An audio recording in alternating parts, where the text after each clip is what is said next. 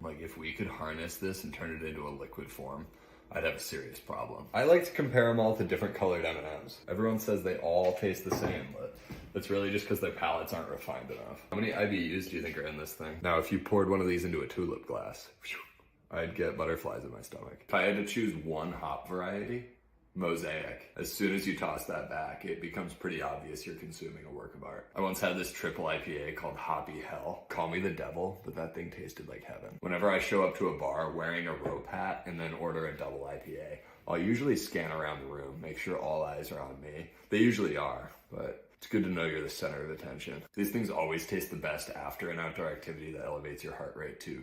At or above 110 beats per minute. Also, if I'm in a setting that's more than 5,000 feet above sea level, and you put one of these in my hand, game over. Personally, I like it hazier than my brain fog at work the next day. Bad example, but if I can look at the glass and see you and your Pilsner through the beer, I'm sending it back.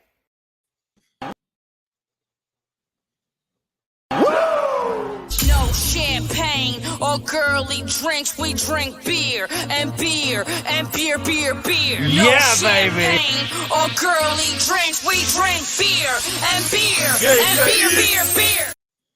What is up, everybody? We are back here again for a Thursday night.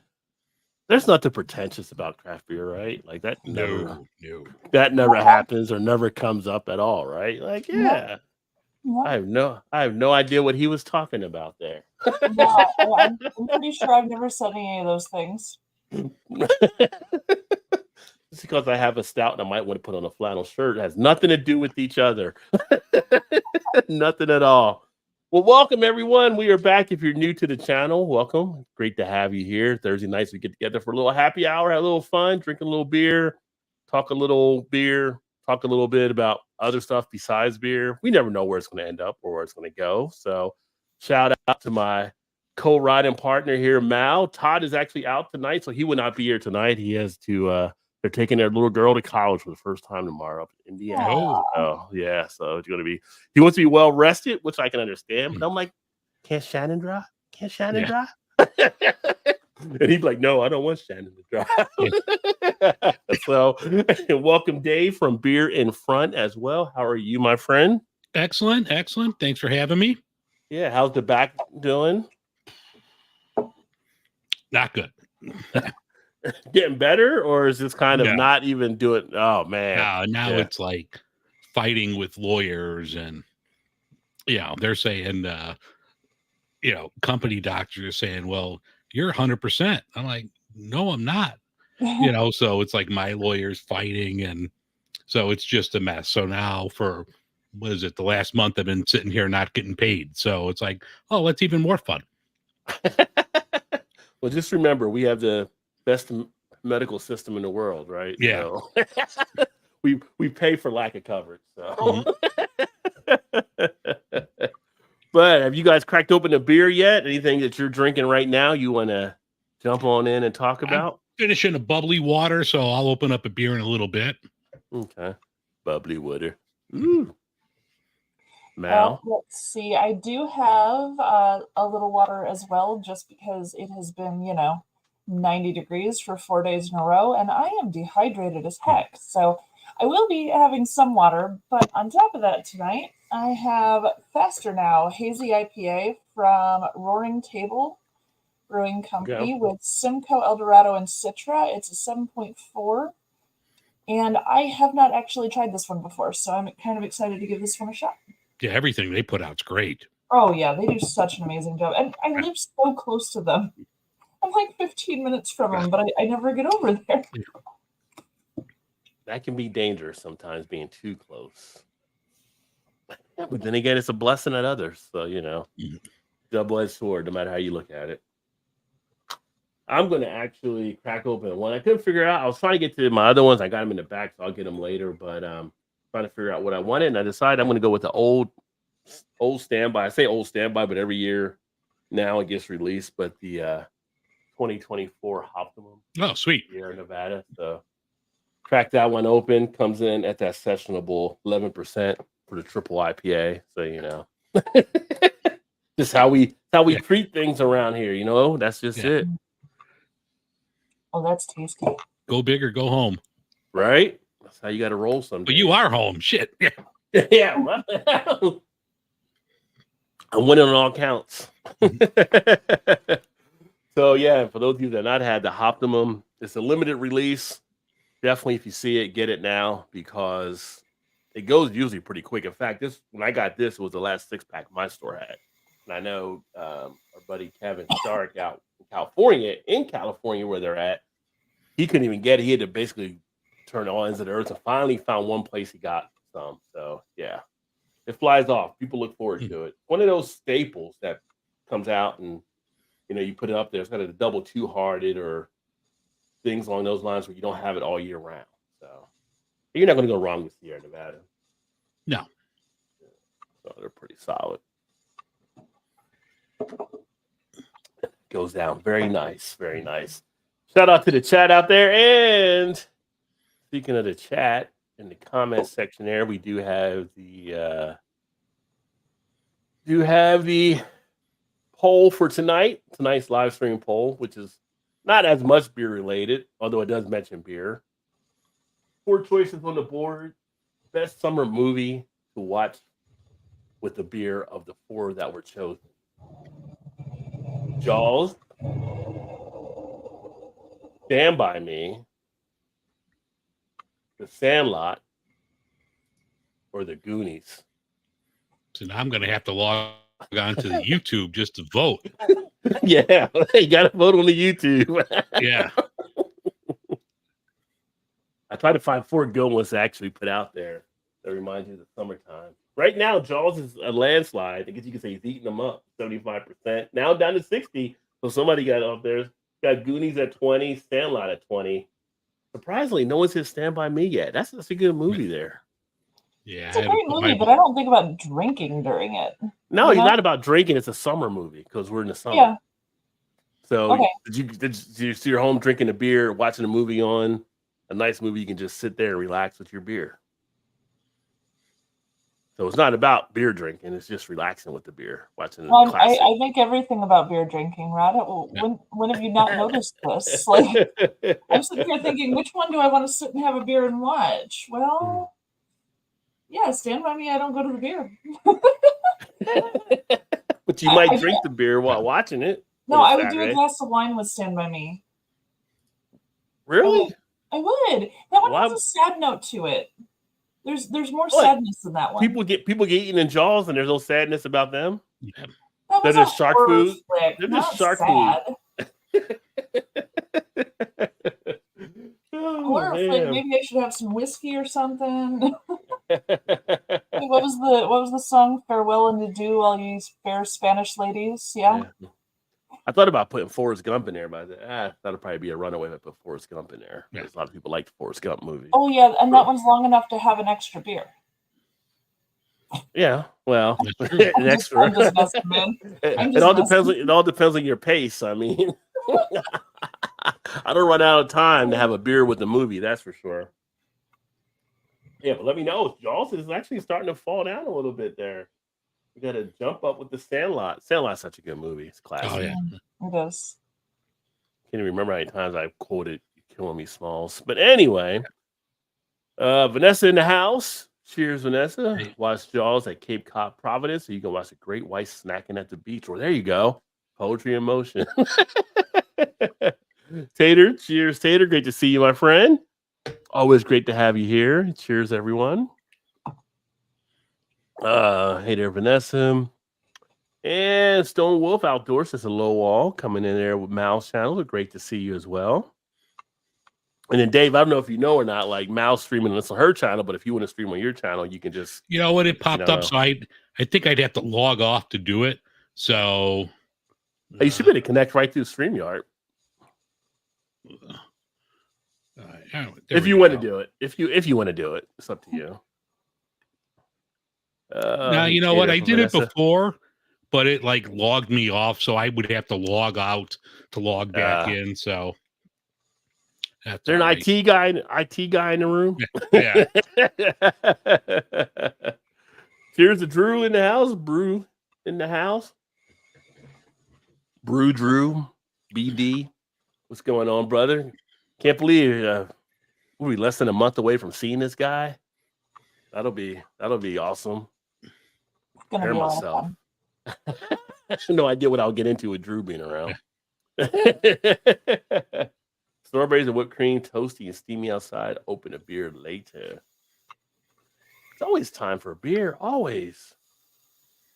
Milwaukee's best ice here. Get the ice beers going. Ice beers get you a little bit of an alcohol buzz. Just wish it came in a glass. Is it in the brown bag still? Do you still got it in the brown bag? Put the can in the brown bag. I want anybody to know. Dragon Milk Stout. You're waiting for it to cool a little bit then to have the stout. Emerson, hey, Rod Mal. Dave, what the sweet hell have you done with poor Todd? Drinking Lagunitas Maximus 9%. I have my big boy pants off. Come at me. Cheers, y'all. Vanessa Loaded Emerson. What's up, Vanessa? Just streaming your audience. It should be quick and no log out. Yeah, I mean, it should just go right off of it, but that's what Mal did on hers, but I don't know. Yeah, but it logged me out. systems. The time I did it before, it remembered. Like even this time, I had to type in my name and everything because it didn't know who I was. So, yeah, no big deal. Yeah, if you had to type in your name and stuff, it will log you out for sure. Because I've had that happen before. Yeah. Interesting. Okay. But now I have it saved to remember me, so that when I'm coming onto this, it's automatic. So you sign in, you're like, don't you forget about me. What up, Blue? Blue in the house. Cheers, Blue. Y'all know Blue Ice. Make sure to check out Blue. I haven't even caught up on Blues on some of his videos and stuff. I need to catch up on some of those when I get time. Time's crazy. Work and then doing stuff for YouTube and then everything else. It's just like I'm so far behind. But I'm watching. Sometimes I watch, I don't comment too. Yeah. So, I just try to hit the like button or something like that. That's one thing I like about TikTok. Because TikTok, when you like, it tells you like stuff, which is nice. Like versus here where it's just anonymous when you hit the thumbs up. Right. Yeah. While we still have TikTok, who knows how that's going to end? But yeah, commenting on everybody's videos is like impossible. It's just Well, the funny thing is for YouTube, it's more engagement. They look at it if you do the thumbs up than if you actually comment, which doesn't seem right. It seems like if you take time to type it, you probably have a bigger thing. But actually, no, it's just what they actually track on stuff. So many people are thumbs up or being engaged that way. Maybe that'll change at some point, but right now that's how it is. well, also the comment could be positive or negative, whereas the thumbs up is always positive. No, you can still thumbs down. You Well, just don't see it. I know, but Yeah. that might be why they're putting more emphasis on a thumbs up for engagement than the comment, because a comment could be negative too. Of course, it's still engaging. I mean, if you're doing a comment, you're taking more time than just pressing the Yeah, button it's because you're engaging typing. in a Yeah. So I don't know. That's just one of those mysteries of YouTube. And another thing, if you got YouTube out there, please stop putting hashtags in the titles. That doesn't even matter anymore. Like they YouTube has said, don't do that. People still keep putting hashtags in the title. You're just cluttering at that point. Let it go. Let it go. can't hold it Now, back. when you do your YouTube, like down at the end, you add the keywords. At the end, you can do the hashtag in the Yeah. description, and they'll Yeah. take your first three and they'll put it up there for Yeah. the search thing. But there's not in the title though, because then you're like Yeah. blowing up key real estate space, and they're like, don't. And YouTube's even like, don't put them there because you don't have to. As long as you put them in the description, they'll still show up. So Mhm. Yeah. And they also said tags don't really matter as much, but it's kind of hard to not put something in tags when you see it out there. But they're saying they're gonna probably get rid of it at some point. But while it's there, people are still putting stuff in tags. Stone said, "Where's Chew?" He is serving beers at his tap room today. Making those dollars. Yeah, They're making that money. he is the beer tender. How many channels do you subscribe to? Mine surpass the God. limits of viewing every single posting. Ooh, that's a No good idea. question. Pretty high though. Yeah, it's high. I don't know how many I've got now subscribed to. I would probably say probably over 1,000. But I don't know, because I did try to track some back, because some people haven't posted for a couple of years. I started taking back off. They're like, they're not even doing anything really as much, or they were doing it at a time where it was kind of like you know, some stuff will pop up on a video and you're like, why is that video showing in my feed? And you're like, oh, I subscribed to that channel like 3-4 years ago. Like it was something like not really into. So yeah. Although an interesting thing with Instagram I found out is you can only follow 7,500 people. I don't know if you do that. I don't know if you get close to that number or not, but I did not they have know they have a cap on it, which I found out about too, because me and Dave were going back and forth when I was trying to do the Beer Media Group and it wouldn't let me do it. I had to like look at it and I went online and they're like, you can only go 7,500 on Instagram. So which you never think, like that's a lot of people to still kind of do, but Instagram can stack up on you as well. Yeah. Yeah, Stone, only the first 3. And he says he think he has over 1,000. So yeah. How many various subjects do you subscribe to? I have many areas. Same here. Yeah. The main stuff I'm subscribed to more is obviously, I know it's going to blow your mind, but beer, right? No. What? Are you serious? Yeah, I know. I'm in shock myself. Myself. Oh my But, God. I know. I told you it was going to blow your mind, but yeah, beer is one that I'm subscribed to with a good amount of channels, and that's how it works out. But then whiskey, especially some of the bourbon type channels I've subscribed to, a lot of the food channels. And then after that, it's kind of like a hodgepodge of just like, something here or there where I thought someone might have a funny type channel entertainment wise, I guess. But the main thing is really like the food, beer, whiskey. I think I got a few wine people even out there, but kind of things I can tie back and look at the beer and the home brewing, a lot of home brewing channels too. Yeah. So. And I would say pretty much exactly the same for this channel, but I do have my personal channel as well. And on that, I have some folks that I've been subscribed to for 10, 15 years that I'm still watching, like Jack's Films and Rachel Maxey and a few others, crafters. I like sewing videos, a lot of crafty things, and a lot of camping outdoorsy stuff. So yeah, I'm those ones I'm mostly subscribed to on my personal channel though, because I watch those for fun, not like because those people have like 6 million subscribers, and if I comment, they're not gonna notice shit. So yeah, you never know. Yeah, that craft stuff is insane because like my wife doing the greeting cards, like she's telling me like this person here has like 3 million followers. I'm like, what? Yeah. She's like, oh yeah, it's crazy with like the crafting community. Oh, for sure. Oh yeah. I'm like, I'm happy if I can get 20 people to watch a video, but she's like, oh yeah, this person's got like 3 million subscribers and all this.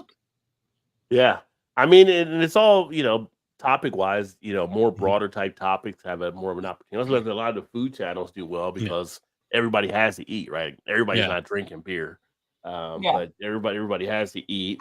I do have some of the ones like the movie trailer type stuff. I like watching some of the movie trailers. I like some of the entertainment stuff there that I watch too. But what about Dave? Anything for you that stands out for some of the channels you got? Mostly beer, and I have like some music shows that I follow, and it's a lot like in the podcasting group. I follow all of their podcasts as well because they follow mine, so it's kind of one hand washes the other. So a lot of like independent podcasters as well that might not be beer, some like true crime, some other stuff, but yeah, the vast majority of it's beer. And like Chicago and food stuff I do a lot of too. Yeah. And I think to Mallory's point, because like me, I actually have this channel which is more heavy beer. But then I have the reaction channel, and that channel is more reactions that it's tied to. That I have a lot on that one that I'll subscribe or follow. And then I have another one I just did, kind of just like a basic type vlog type channel, but I'm putting up videos of just like travel areas. So I just like did video on there from Virginia Beach, and we went down to the island and different spots. So, but yeah, and I try to tie the interest to those channels. So it is what it is. And I have the gaming channel too. God, too many channels. The gaming stuff as well. So yeah. You play MLB The Show at all? I haven't gotten that in a few years. Do you have PS? You have PS or you have Xbox? Yeah, I have PS. I still have the 4. But yeah, I've been playing that because they had it was cool today. They did an update because of the game that's Willie- in Birmingham and with Yeah. Willie Mays. So they had Yeah, like this big Willie Mays update. So I was playing that earlier today, which was that's kinda pretty cool. cool. Yeah. Yeah. Oh no, I got the 4 and the 5. So Yeah. yeah, definitely. Yeah. I think the last one I got was like 2019, I believe. Okay. So I do like the baseball. I do like the MLB on there. Mhm. I get stuck into playing Call of Duty all the time. Yeah. Like I just like I get all these other games and it's like always comes back to Call of Duty. But I will be getting the NCAA football. I've been waiting forever for it yeah. to come back. Yeah, so that'll be out next month. So that might allow me to break the chains. Yeah. Call of Duty. So many interests, so a lot of different channels. Yeah. And then a couple of channels like I've got like a couple of guys that do like aquarium type stuff. Even though I don't have an aquarium, I used to have an aquarium, so sometimes it's just peaceful to watch just the fish swimming around, right? And they'll play like little relaxing music and stuff sometimes in the background. And it's just something to Yeah. kind of Oh, get that Going back to break. gaming, the main thing that puts me to sleep, if I'm not watching, I turn into my father. So if I'm not watching like the History Channel or something, the background music to PS4 will knock me out. And there's a YouTube video and somebody did an 8-hour loop of this. So I'll just Yeah. put that on. I'm out. You're out. The PS4 music. Yeah. I also Wow. listen to the Honest Guys for like meditation and stuff, and Okay. Ocean Waves. Yeah. Waves. I'm Ocean asleep Waves. Yeah. right away. It's beautiful. Yeah, there's one channel, I think it's Lo-Fi Girl, that she has like a lot of relaxing, soothing type music and stuff you can listen to, and it's just like, yeah, you could just, if you want to get that little mental break or whatever, Mhm. and you can just listen there, listening. And like we have like our company actually paid for us to all have like that Calm app, so Okay. Oh, occasionally yeah. I'll do that, and it's like, oh, no, sit down somewhere for 10 minutes where no one will bother you and close your eyes and all that kind of stuff. And I'm always like anxious trying to even do that kind of stuff. But I put on that Lo-Fi Girl and I'd be like, I'm chill. Yeah. I'm good right now. So yeah. It is a Oh. high anxiety world in which we live. Seems like every day something's happening. It's like, are you kidding me? Like, yeah, I'm not gonna get into none of that stuff right now. Maybe later after a few beers, but Yeah. Louisiana, they decided to go back to. Never mind, I'm not gonna get into Louisiana right now. But I know Dave Rhino too. Like he gave me that look, like what are we back into the 50s now? Like with the whole Yeah. commandments. But I'm gonna leave it alone right now. Right now, if you're running the 10 o'clock hour, I may go on a tangent. Just saying. Math, beer, wood, leather, fishing, boating, camping. Yeah. Oh, Vanessa, you should be watching some of the crafting ones too, because you're always building stuff. Oh yeah. I do weaving vids, still love doing them. Well, there you go. It's all about sharing your passion. I think if you got a passion, a genuine passion, you're not trying to get in there and just fake it or whatever. I think people get drawn in by that, and that's what makes it enticing. Agreed. Follow other workers from South Korea, Singapore, France. Their channels are pretty interesting. Yeah. Great ocean wave vid I did. Use it on a loop. But there you go. You just like chill or go to sleep, relax, whatever. Smoke some weed, whatever you want to do. It's the ocean, whatever you want to do. Yeah, so make sure to check out tonight's live stream poll, which, wow, Jaws is down to 50%. Sandlot's up to 38%. Sandlot's making a play. It's making a play. Goonies are at 12%. Still no votes for Stand By Me. Maybe I shouldn't have put Stand By Me in there, but there's always got to be someone outside. It's like when they run the little races at the baseball stadium, the hot dog and the sausage. And I was like, you always know the one's not going to win, probably. So, yeah. They're just happy to compete. They're happy to be there with the other ones. So, yeah. So because we're early, we can go early. We can go into beer news if you want to go into beer news real quick. Sure. We did beer news. We did beer news last week, didn't we? I couldn't remember if we did or not. Yeah. I thought we did. Okay, couldn't remember. I was asking Todd. Todd's like, I think we did. I was like, We I did. was like, did we talk about the Kelsey brother? He's like, I don't remember. I remember something about Kelsey, but he didn't remember the Hulk Hogan thing. So I'm like, I think we did do that because I looked at some of the other stuff and I'm like, yeah, I think we did do some of the beer news. We did. That's what happens when you do beer news in the third hour. By then, depending on what you're drinking. I was sticking with lower ABVs last week, and yeah, we got there. Well, you getting over everything. So how do you feel, by the way? You back now? Like feel like 100%, 90%? I've still got 2 weeks of physical therapy left. And so I'm not sorted yet, but again, I'm off all the pain meds and stuff, so that's good at least. I feel slightly more human. Yeah. Still walking carefully, and I still can't lift more than 15 pounds. So Yeah. it's a slow process. It seems like each week you're getting better, so that's a good thing there. So, Yeah. all right, see what the beer news has to say.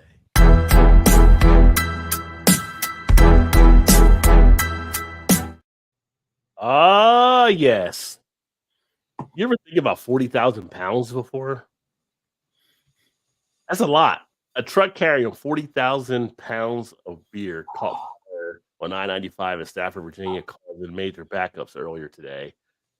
I don't know what beer it was yet. Usually when we have a beer truck, it's usually Anheuser-Busch. It's usually a Bud truck or a Bud Light or something like that. So I don't know which one this actually was. If that was a craft brewery, oh my God, that would be a big hit to the bottom line for sure. But that was something I saw earlier today, and out of respect for the beers that we actually lost.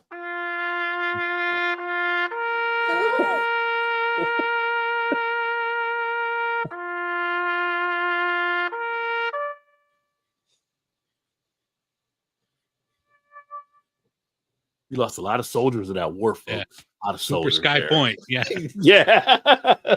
40,000 pounds is a lot of soldiers. A brewery we all know out of Texas, Shiner, which is a really special brewery. They actually are releasing some NA. They're doing a variety pack. They got the Shiner Rodeo Golden Brew, the Rodeo Red Amber, and the Rodeo Citrus Vit. So there you go with the Rodeo. I didn't mean it all to rhyme like that, but hey, it worked out. So there you go. Again, non-alcoholic beer. People are having to buy in because the market is there for it, right? So people are trying all different types of things. And I know, Dave, you've done a lot of good stuff around that market, but Shiner, I enjoy the beers I've had from Shiner from time to time, but here's one that I would consider more of I think of like the college sports, a mid-major that's kind of making a play now into that as well. I even saw that Old Milwaukee has an NA. I'm like, what? But that's kind of crazy. Old Milwaukee got on board. Okay. Yeah. So I mean, it's out there. I mean, I try to look for it here because one of their PR reps reached out to me about something, and I said, I can go pick it up. She's like, then I'm like, you can't find it around Chicago. So she's like, she's working on maybe getting something out to me. But I'm like, Milwaukee with an NA. I feel like in my mind, I'm seeing grumpy old fishermen getting pissed off when they find out there's no alcohol out there. Their friend brought it along. Like, dude, that's one way. What did you bring? This is awful. What are you doing? That's one way to get thrown out of the boat for sure. Oh, so you're telling us you wanted to go for a swim this fishing trip? Yeah. We get it. Blake's, but which we don't really talk as much about ciders on here as much. But I do like some of the ciders out there. Maybe I'll have more of those up on the channel. And Blake's is one of the ones I've actually had. But Blake's Beverage, they actually were just awarded like at the 7th annual Cider Craft Awards. They ended up winning, I think, 4 medals out there. And Blake's is one of the ones I think are one of the better cider makers. Yeah. I don't know you guys feel about ciders, if you like try to work them in and stuff like that. I feel like for those people looking for gluten-free type things, ciders are a great option they can actually turn to. Yeah, Blake's is good. That Austin EastEnders, they make one of the best ciders I've ever had. Like we were in Texas and had it was like a cherry lime like cider. Oh, it was phenomenal. That sounds pretty good. Yeah. Mm-hmm. I did do the last cider I did was the Down East Blue Slushy Slider. That one is pretty good. That was like an adult slushy from back in the day when you would go in and the slushy with the little dog and the blue and the red type slushies. Yeah, it was really good. I've had several vendors at work bringing me cider samples because we're trying to find one to put on our menu at the tap room. And so far, I haven't found anything that's rocking the boat, I guess. Um, Actually, I'm looking for something that's like a pear cider. Oh, a Perry? just- Yeah. Yeah, I just think that our clientele would really be drawn to that. So yeah, that's what I've been hunting for. So I'll keep looking. I'll find something, I'm sure. After this, we need to exchange numbers because I got a couple reps that they pretty much do all cider in Chicago. Oh, nice. Yeah. Nice. Yeah. No, I'd appreciate that because the stuff my regular liquor and wine vendors have been bringing me so far just, I mean, it'll sell a little, but it's not going to work out in our demographics. So I'm trying to find something that's just the right fit, you know? Right B or Eris. I mean, they're both local companies at Well, least. Eris jumps out, and there's one that my staff is pushing me towards, but I haven't reached out to them directly yet to see about a sales rep or anything because I can't be running around buying it all the time. I do need it delivered, so I need to figure out how to do that. But yeah, at least, they're a woman-owned company. And yes. Oh, she's Right lovely. B, I love her so much. And Right B, they're good people too, husband and wife that own that. Yeah. Let me see here. Got a comments real quick as well in between the next news story. Are you doing the comments? I'm going to grab a beer. All right. Todd says, cheers. Todd's in the comments. Can't be here, but he is in the comments showing the love. Appreciate you, Todd. Have a safe travel tomorrow. Yes. 40,000 ginger in the house. What's up, John? Good to see you. 40,000 pounds of beer is roughly 150,000 16 ounces cans. If I did the math right, that's a lot of beer. That's a lot. That's a lot of beer. We talked about fire. I feel like we need to have a PSA about that because you got to be careful about Hold on, fires. let me get my poof ready.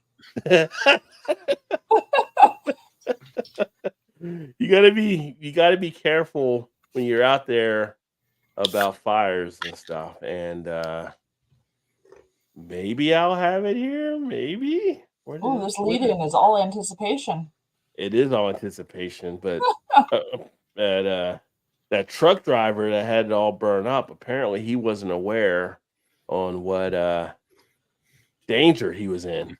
I know a place that's peaceful and quiet. A place where animals play. It's called the forest, but every year we start forest fires. A careless match or cigarette and poof, fire. So the next time you're in the forest, be extra careful, okay? If you knew it was me, would you have listened? Not even in the woods. Just if you're in a beer truck, be careful. We don't want beer being lost in a fire. So yeah. Both hands on a wheel. Nope. Dave Branding and the poof. We had a double poof. Yeah. Yeah. Todd says, save me, Emerson. Ginger. Down East and Cider Boys both make. Yeah, I've had Down East. Down East is really solid. I don't think I've ever did Cider Boys. I've seen it, but I don't think I've ever picked them up. Yeah, they do a lot of like fruit stuff. They're really sweet. Yeah. They're made up by in Wisconsin at Point. Yeah. Okay. Emerson said, okay, the poll was good, but my argument is that Stand By Me and Goonies are fall movies. Are they fall movies? Both are summer releases, but kind of at last day of summer. Feels autumn is upon them. They're tricky. I mean, they're still in the summer. They're still out there. So it's still summer. It's still towards the end of summer, but it's still summer. Yeah. But Goonies, I feel like Goonies and The Sandlot are tight. But Jaws, I mean, Jaws is now in a tie with The Sandlot. Sandlot and Jaws are at 36%. The Goonies at 27%. So that's kind of interesting. But I mean, Stand By Me was just one I figured out there. I mean, they were out there doing summer type stuff, and it was what it was. What's up, Todd? Could have done Boys in the Hood, but nobody likes to remember Ricky getting shot either. So But if you're being chased by gangbangers, you don't stop to do a scratch off. You don't stop till you get home. He's in the alley and then he gets shot. I mean, come on, Ricky. You should have been better than that, man. I'm just still disappointed by that movie. Oh, the drama. Hey, Milwaukee, Mob Craft Beer. They're defending the home turfs with a Not So Horrible City IPA. So for those of you not familiar with this, after the trial was over and Trump found out they were doing a Republican convention in Milwaukee, he was like, that's such a horrible city.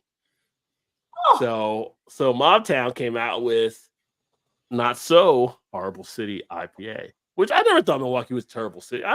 Wasn't Happy Days like Milwaukee? I mean, it was. You had the Fonz and everything there. It always seemed like a nice little town to go to. Laverne and Shirley? Yeah.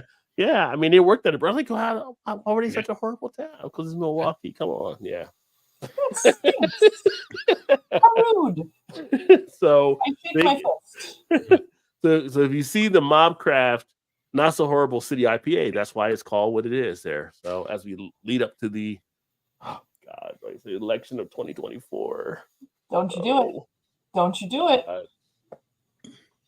Can I skip ahead like 4 years to see what happens? I just want to see what happens. I don't want to be here for it. I just want to get the recap down the line. You can hit a button, you can just jump to the future. But like, nope, not doing that. I'll see you guys in 4 years. It's going to be interesting. I mean, we got the first debate next week, which is way earlier than ever. It's going to be interesting. So buckle up. Dave is rocking an Italy soccer shirt, which I appreciate as they got the Euro going on. But hey, if you're a Coors Light fan, Coors Light now has a hockey shirt they're actually giving away to people through a contest. It's actually a nice looking jersey that you can pick up. You can go to the Coors Light site, check it out, and you might be able to win a Coors Light shirt there.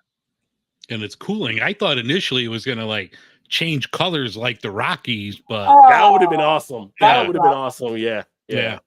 I think you could buy them. I thought I looked on one of the releases where like they're $50, but they only made like 50 for sale and the rest are like a giveaway contest.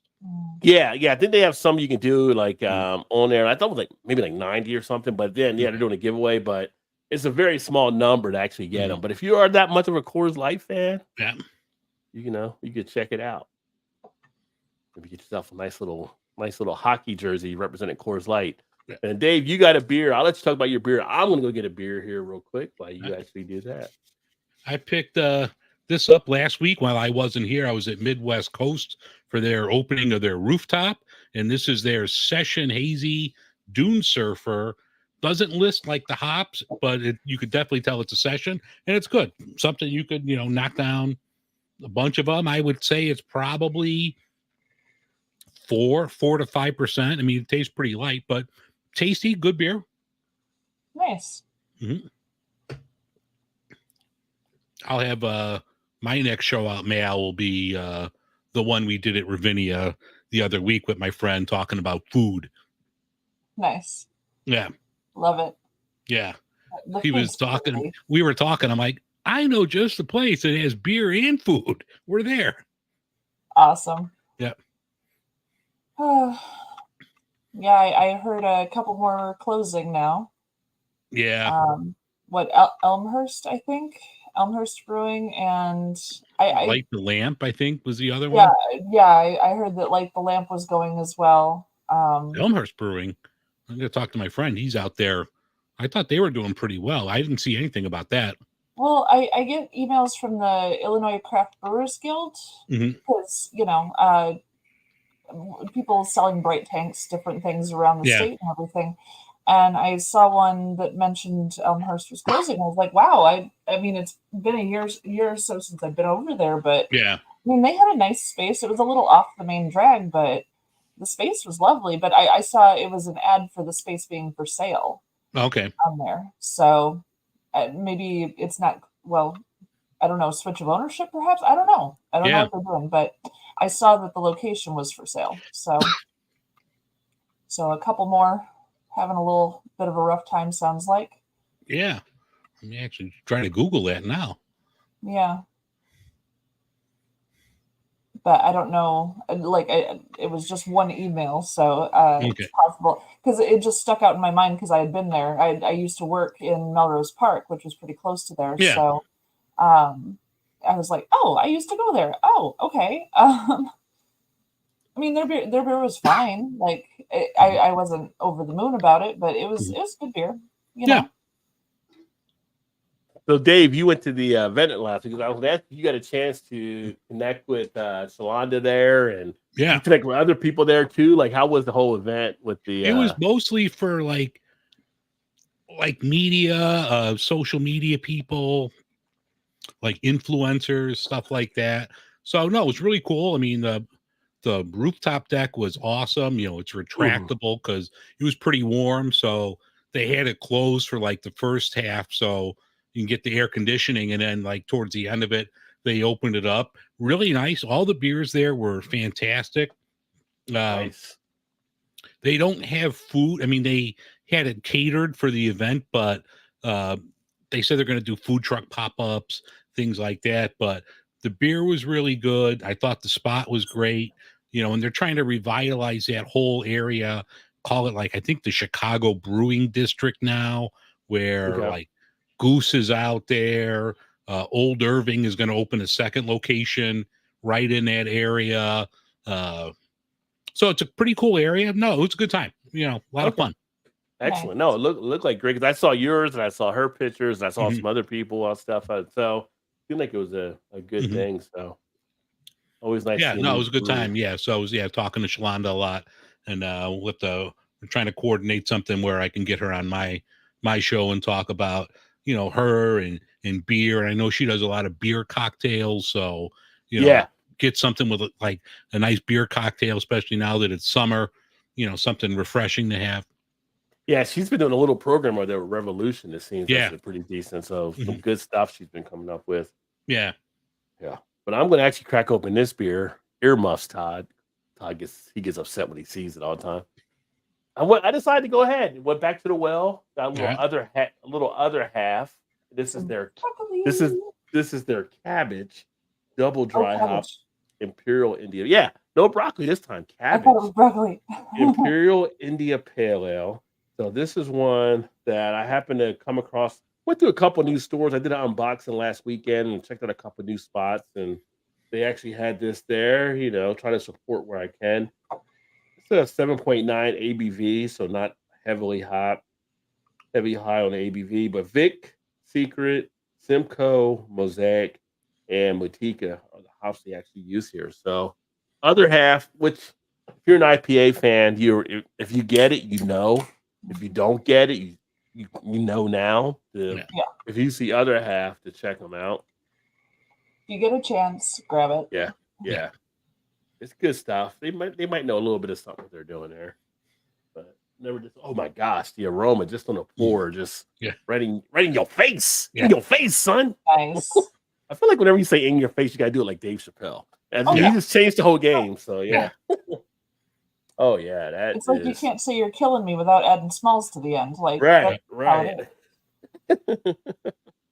Oh, that is so resiny and dank. That is Mel, just like pops out. before you came back, there's nothing on like Elmhurst page. They were posting something like 6 hours ago for trivia night and everything else. So I don't know. That's interesting. Yeah. I mean, maybe the email I saw was misleading, perhaps. Yeah. I'm not sure. Different. Okay. Yeah. No, I'll take it. I mean, like Yeah. I said, they had a nice little spot, so I would have been surprised for them to close. So it's a high dollar neighborhood and everything. Like they Yeah. seem to be doing really well when I saw them last. Yeah, I still got to check out more over there because I hear that spot's really good in Elmhurst. It's nice. I liked Yeah. it. It was cute. Is a brewery called More? Yeah. Yeah. I mean, they No. put out some really good stuff. Yeah. Wait a minute, is it More or Moors? Like the More. MOOR? This is Moore's is the African American owned Okay. brewery. That's what This I was one's curious. yeah. More. Yeah. Okay, MORE. all right. Yeah. Okay. Yeah. Which having you both here actually, because I had posted up the short when we mentioned a little bit talking the other few weeks ago about Lagunitas, with them shutting down in Chicago. thoughts around it? Like, if you guys had, like, one of the things that comes in, it's like I did on TikTok and someone responded back, and when they said it was like she kind of thought, the problem with it too is like it was a bad spot for like a destination type brewery, right? Because one of the things when you're out there, you're in a bunch of warehouses, Mhm. and I agree that could be something there. I also think the pandemic did them no favors because there was nothing else out there after the pandemic that people wanted to kind of do that. They wanted to kind of be more around other stuff and more, not being around people. So, any thoughts you got? Do you think the pandemic played in? Do you think location played into it? Do you just think maybe Heineken was like, nope, we're done here? Because they closed Seattle after 6 years. Yeah. And then, I don't know. I mean, everything to me just seems so hyper local now, or I don't know if you're going to have, I mean, there's going to be some random things, but you're not going to have national breweries anymore. Everything's just super hyper local, that they're considered a national brand. Now, with Heineken buying them, they're a worldwide brand. Most people can go, 10 minutes and find, the local mom and pop independent brewery. So I think that's just the way things are right now. I think things are trending towards that, and I think that there's an overwhelming response for the American people into individuality, especially because everybody's got social media, everybody's sharing their story, everybody's got a story to tell, and I think that's spilling over into the corporate world as well, where the big corporations are realizing that they're losing a lot of followers. There's the nostalgia card they can always play, but you have a lot of people who are just so excited about something that's just us, or just this, or just here, or just now, and more people since the pandemic have a little more expendable income. So all of a sudden it's like, okay, well, we're back to work. We're doing okay. What are we going to do? Let's quit messing with this national stuff. We got this right here. Let's support our local businesses and see how it goes. Yeah. Because supporting our local business was literally the call out for everybody during the pandemic is don't let your favorite places die. Try not to ruin those places. And I think that stuck in there a little bit. It's stuck in the hearts of people. So just in general, the general swing of the community at large, I think people are just more interested in individuality and hyper-localism. I agree. Yeah. I don't think the big ones are going away completely, but I think it's definitely less enticing to a lot of people. Yeah. Well, I mean, you have the big ones that are buying the other ones too. So you have there's a report that came out 10 of the top beer brands now in the country, it might be in the world even, are all eight are owned by AB InBev.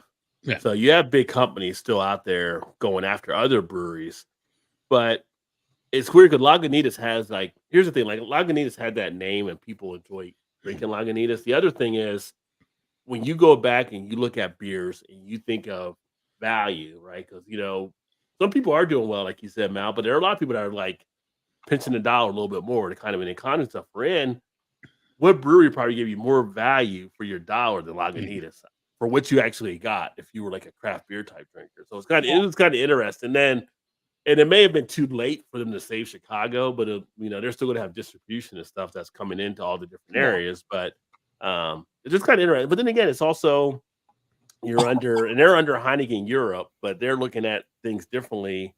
Hey, you're part of our cog, our machine now, so we think you should be doing this. And they might be like, well, we think we want to do, it don't matter what you think you want to do. We're telling you, you're going to do this. Because we're seeing the same thing that we saw, with Kieran, the ones they're owning and stuff like that. What happened with Anchor. And shout out to Chobani, the CEO, for stepping in and trying to bring them back. And last I saw, they're going to actually try to get a Christmas beer out this year. So it'll be interesting to see if they actually pull that off. There was the thing I read that I was going to talk about on my news segment next week, that a lot of the people that worked at Anchor said they will happily go back once, the new owner starts up, the brewing process again. So a lot of the old workers said, they'll go back. Yeah. That's nice. Yeah. Shout out to them. Now it'll be interesting to see. So it's kind of again, Anchor was one of those stories where it's kind of what you're doing there, because you got 75% of your sales coming out of that California area.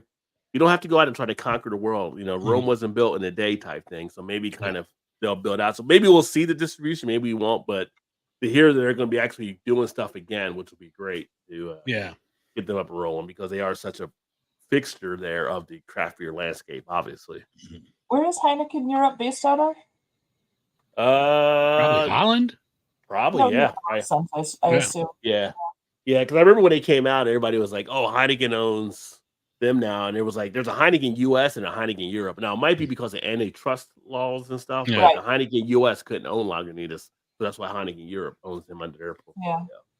It's And I just wonder if it's like a shell game. Well, I'm wondering if it could just be a more cost-effective way they're looking to do things too. I mean, That could be it too. It could be just bringing them all. expensive, you know? Yeah. I mean, Chicago's expensive. It's just how it is. So maybe they're considering the price of this location as well. Yeah. It's like, you bring them back into California, we'll kind of run everything out of there.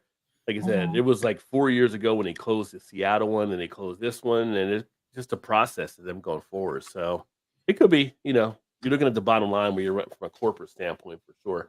It's funny with craft breweries. I feel like when you have that craft brewery going and you're like that little craft brewery owner and stuff like that, you definitely are more headed to the cloud. So we want to do this, we want to do that, blah, blah, blah, blah, blah, blah. When you're a corporate thing, you're like, well, how much is that going to cost us?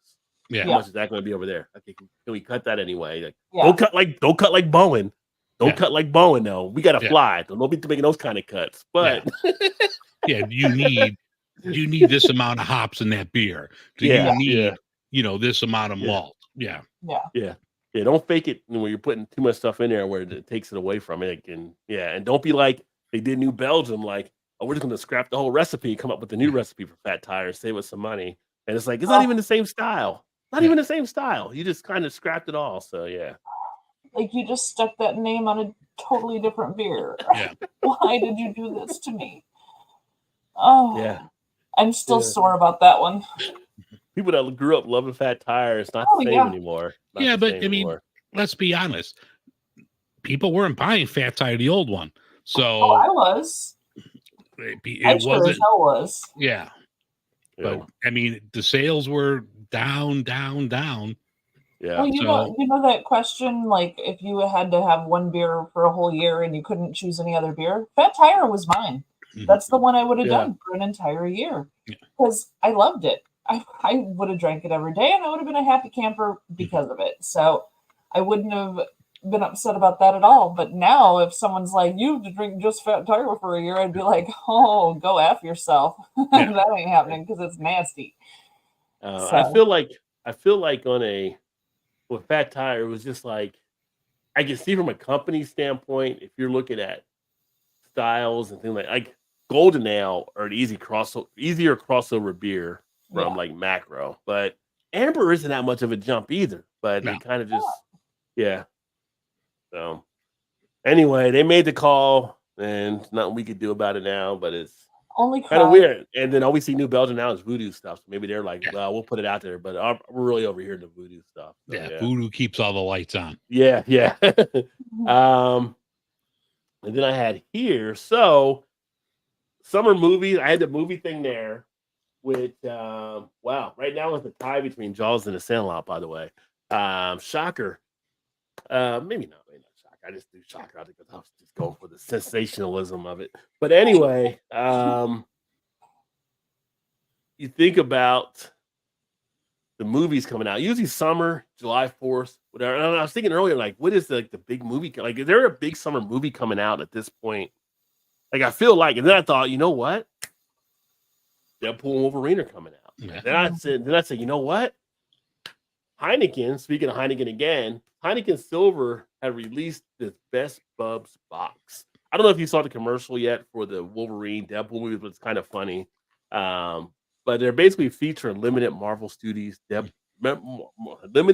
Marvel Studios.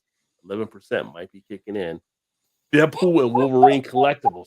So if you are a comic book fan, and one of the sponsors there with the movie, it's been Heineken Silver, the low-cal type beer or whatever. And this commercial has like Ryan Reynolds and Hugh Jackman on it and everything like that. It's kind of pretty funny how they actually do it. Because the whole thing, like when the commercial's like, Deadpool trying to buddy up to Hugh Jackman and Yeah. to Wolverine, and Wolverine basically want to rip his head off type thing. And then at the end, he takes some of his titanium and makes like the can for the Heineken, which is kind of funny. So, and then he's like okay with it because he wanted a beer. But anyway, if you're a fan of that, that's a limited edition thing they're putting out, so you can actually check that out online, which is kind of cool. They got some pretty cool stuff in there. So, I just feel like, but usually you hear more stuff about summer movies at this point, like big blockbusters, and I haven't really heard too much outside of this movie. I don't know if you guys have heard anything of any other big movies coming out in the summer, because July 4th it used to be. I haven't even been to the movies since way before the pandemic. I don't know when the last time you guys went to the movies, but I feel like the pandemic shifted attitudes. People got comfortable watching stuff at home and doing the streaming. Yeah. Well, I mean, the only other one I could think of like the summer is Beverly Hills Cop 4. And I don't know if that's going to be in a theater. On Netflix. That's going to be streaming. That's on Netflix. Yeah. Well, I mean, okay, so Inside Out 2 just came out, the new Pixar one. I heard they're doing another one with the Minions. What's that? Oh, Despicable Me 2 or whatever. No, yeah, they're doing 3 or 4, whatever one they're on. Yeah. I saw the commercial for that. Yeah. I have a tendency to not watch live action television or movies because I have so much drama in my own life that I cannot remotely handle other people's dramas. So I know about the animated ones. It's on you guys for the rest. Well, I know they did. Speaking of anime, I know they did like an Inside Out 2. I never saw the first one, but I know it was a big cartoon they did. It's fun. I honestly, I just watch it for Lewis Black being Anger because I love that man with all of them. I didn't know Lewis Black was one of the characters and stuff. So that's pretty amazing, funny. And he's the best Anger character ever. He already won the embodiment of anger, and now he's that in a Disney movie, which is or Pixar. It's Disney. I've never thought I would see Lewis Black in a Disney type movie. Just saying. Well, he is the angry streak for a preteen girl. Like that's literally what he does in that movie. He takes over the controls when she's ticked. I love it. But the next beer news, a little bit is definitely a sad note. So I don't know if you guys have heard this or not. Maybe you did, maybe you didn't. Maybe I should do breaking news.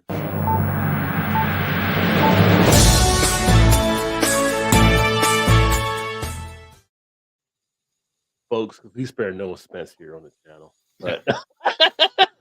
But sadly, this happened because this was like earlier on in the game with doing some of the craft. Well, I got it mainly in the craft beer probably around 2010.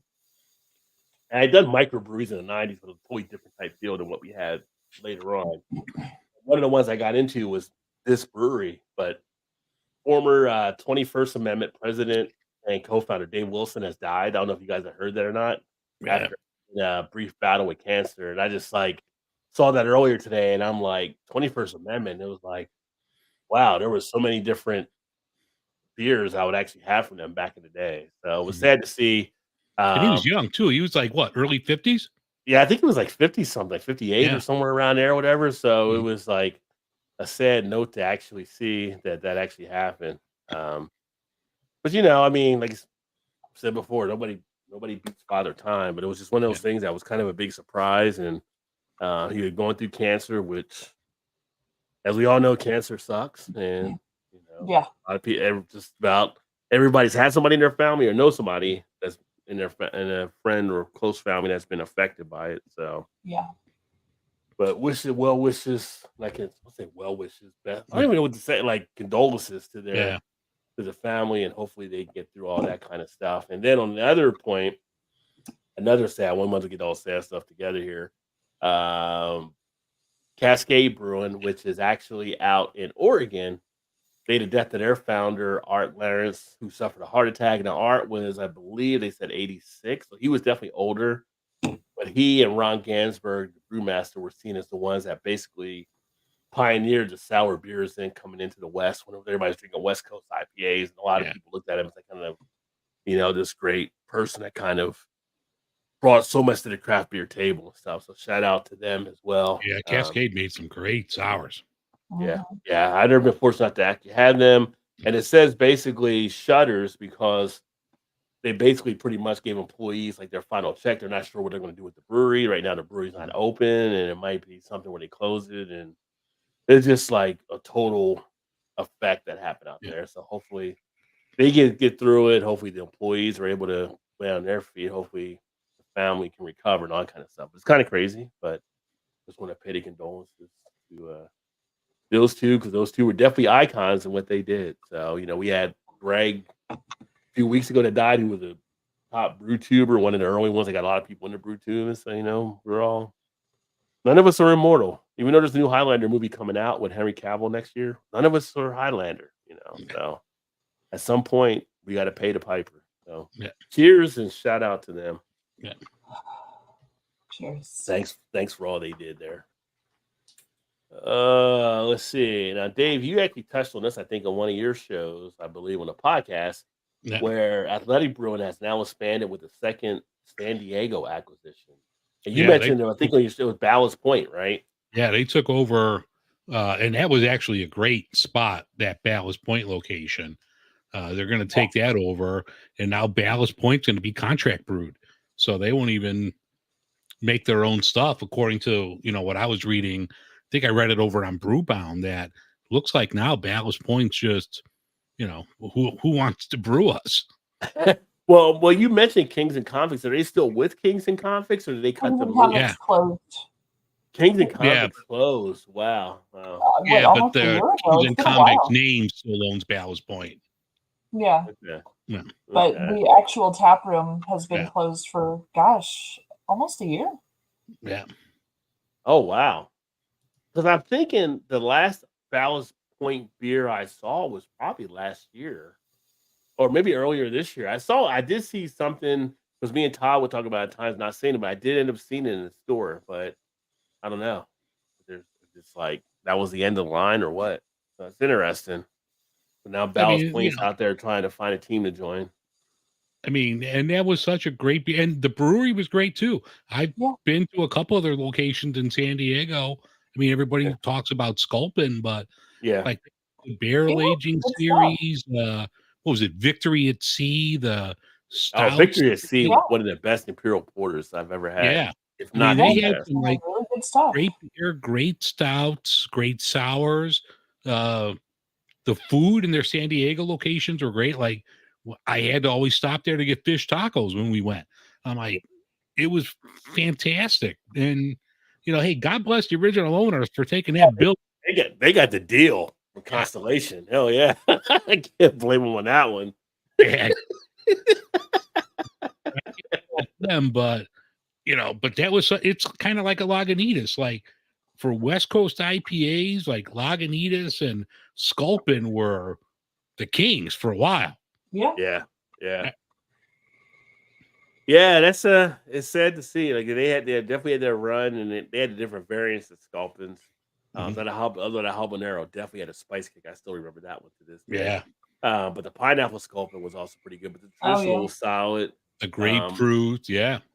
I think they were the first one to have like the what's it, the red velvet thing when they did like the beet juice type thing. I think they did that as well too. So they did some different things to experiment out there. And it's funny, one of my old managers, she used to do beer festivals with me. She had one of their beers. I can't remember which one it is offhand, but she was just like, "Hey, is that beer out there?" Like, no, that's like a seasonal type thing. She was just always looking for that beer. I mean, they were good brewers, so it was just like. And I remember, I mentioned on my show, like 10 years ago, Sculpin was $15 a 6-pack. Yeah. And you didn't buy it every week because it's expensive, but you still bought it because it was a treat. It was that good of a West Coast IPA. Yeah. Mm-hmm. Yeah, you were like, feeling good. Getting that day. Yeah. You're like, got a little overtime last week. Tonight. Let me go pick some up. Daddy hit the lotto. Daddy hit the lotto today. Yeah. Get that scratch off. Yeah. Let me go get that now. What were you gonna say, Mal? Oh, I'm not huge on the West Coast IPAs, but I recognized how freaking good that beer was. And when I found out that Kings and Convicts owned it at that one point, I was like, "Wait, what? I'm sorry. Are you serious? Like, I can get this fresh off the tap kind of thing?" Well, frick, all right. I'm not huge on those, but I need to try it off the tap. Yeah. You know, so yeah. Which that was a So- weird story in itself anyway, how they got them like on a golf. I don't know if you know that Golf story course, about how yeah. on the golf course. Yeah, it was just, Yeah. Just like oh yeah, interesting. You guys go to Aldi? On occasion. I feel like Aldi overseas is definitely getting a better deal than we actually get on stuff. Like Aldi over there is giving away free beer to more than 1,000 shoppers over in Europe. Like, I'm here. I'm right I was here. like, you can find some nice treats in Aldi. I just feel like they got a better Aldi than we actually got. Yeah. Actually, Aldi is where I found a cardboard cat scratcher little house thing that looks like a German pub for my kitties. Mhm. So my kitties have a little German pub where they can scratch the cardboard inside. And yeah. Aldi would definitely be the place to have that. Yeah. Yes, it was so random, and I Yeah. saw it, and I was like, "Oh, I need this." Yeah, you got to go that one aisle at Aldi that always has all like the weird, obscure shit, and it's Yeah. like, oh yeah, Yep. It's like the as seen on TV aisle at Yeah. Walgreens. You just Yeah. gotta look. You Yeah. never know. Right. You got to look. You just got to look. You got to find it. That's all. Speaking of overseas in England, which this is actually kind of cool. Well, this isn't cool. Another story I'm going to come with. Well, this is kind of impressive more than cool. On this one here, but the other one I'm going to bring up pretty cool. England fans, they can drink.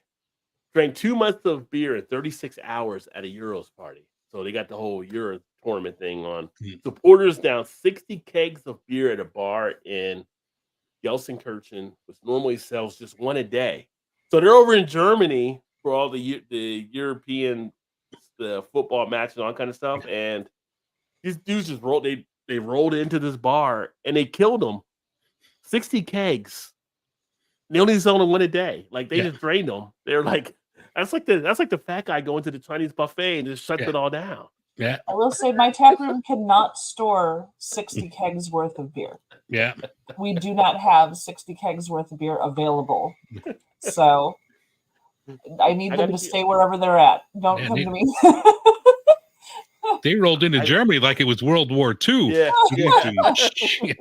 Oh wait, too soon? Yeah, Yeah.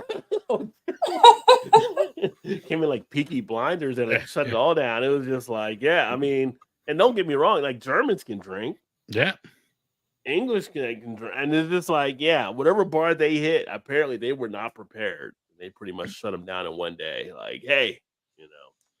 But go ahead. Sorry, we do have a lot of expats close to my tap room, and when the soccer games are on, we get this influx of lovely accents Mhm. around our tap room. It's just beautiful. But yeah, they put it away. They do, and they're just lovely people. But there's a lot of beer going on those days. So yeah.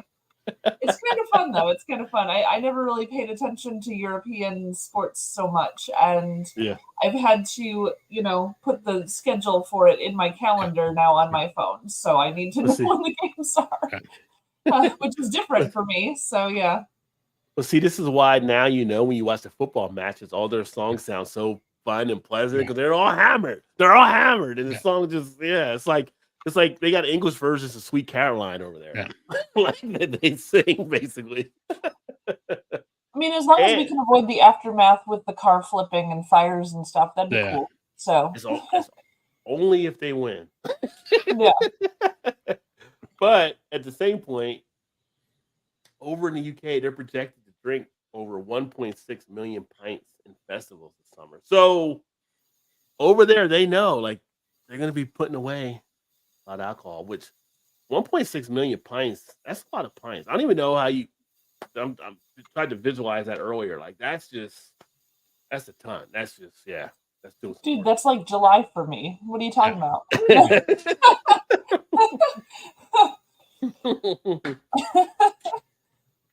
Just me, not my tap room. Just me. Yeah. That's my July. And talking about the beer market, report came out, Stout and Porter is set to grow in the U.S. 14.8 billion. They're expecting between 2004 and 2028. There's been a demand and an uptake where people are drinking more stout and porters now, which is interesting.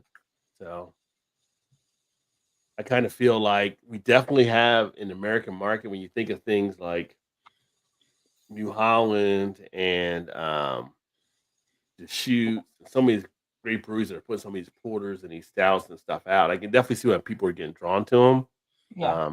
Pretty interesting. So, we've been driven so many years by more of the IPA, the hazy IPA, New England IPA craze, but now we're starting to see where it actually might be stout and porters making a turn. So, Well, it's okay. Untapped's been saying it's the year of the lager for the last 5 years, and Yeah. it still hasn't been. it's you follow on tap, you'd be looking for the IPL to come back at some point, but it's not because we're now in the cold IPA. Nope. But isn't that the IPL? No, it's not No. the IPL. It's the cold IPA. Yeah. But doesn't it taste a lot? It's not the same. So, Yeah. It's an orange Ruffy, not a slime head. It's okay. Yeah. We got this.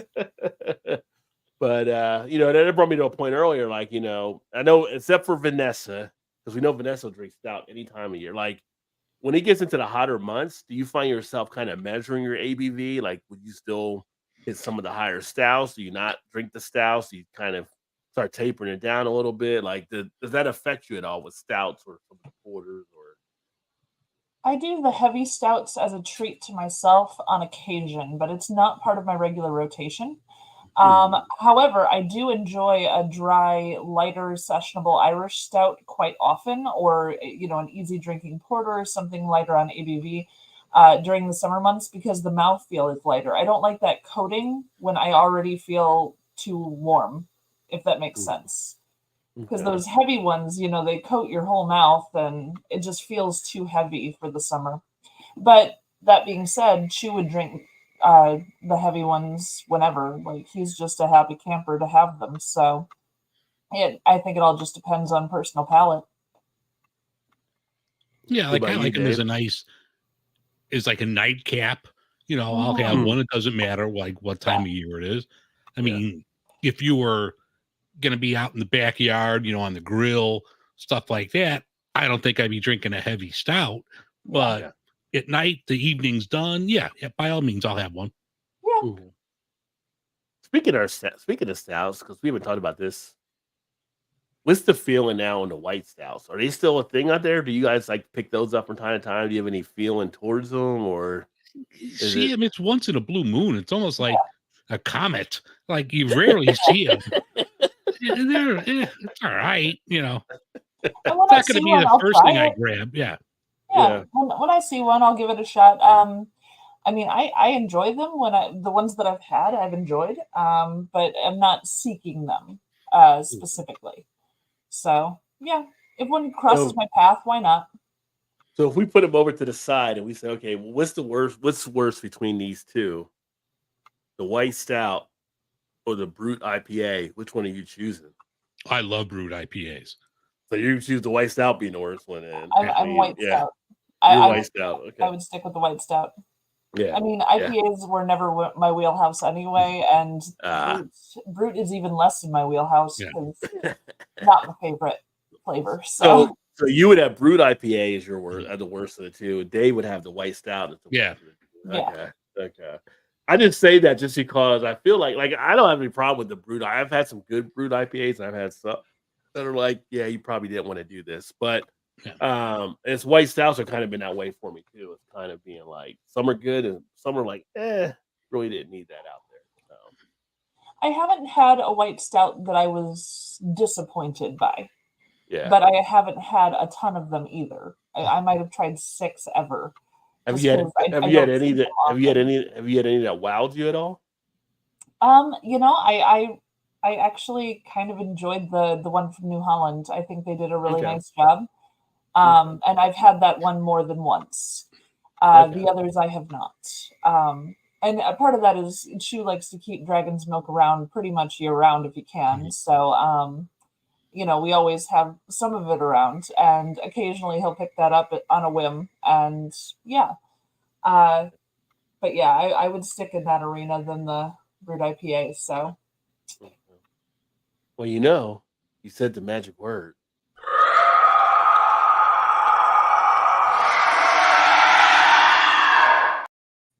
Because if you say the dragon, we got to bring out the dragon. wait, So- was that a Norwegian Ridgeback? Oh my god! No, I'm kidding. Sorry, I did my can't- Harry Potter fan just show? I can't specify the type of dragon, but okay, yeah, it was. We see here. Shout out, get the comments real quick before the next story here. Toss it, ugh, other half. Yo. Oh wait, no. Oh, I'm sorry. That was a New Holland Hornbill. I apologize. New Holland Hornbill. Got Kettle in the house. Cheers, my friend. I gotta tell you, if you guys ever watch Kettle, especially like his shorts. And I like anytime I watch his videos, I get hungry. He's always grilling with a nice beer by the side. So he's always got some good Yes. stuff happening. Got Rasco in the house. Oh no, we got Disco in the house. I'm used to Rasco usually popping in. Disco's in the house coming in through hi. Mal's channel. Never had free beer in Aldi in UK. Must be a European thing. yeah. They're giving away free beer over there now, Disco. So you have to check out. Find out how you can do that with Aldi. It's Who doesn't just a want free John beer? John, right? Tell them Rod J sent you. Everyone in Greece, by the way. Happy damn beery Thursday. Cheers. Yeah, boy, we can party. Yeah, apparently so. Apparently you're putting people out of business over there. Like, Yep. yeah. I'm kind of nervous to drink with some of the UK guys at some point here. Yeah. Now, how do you tell them after 60 kegs drunk?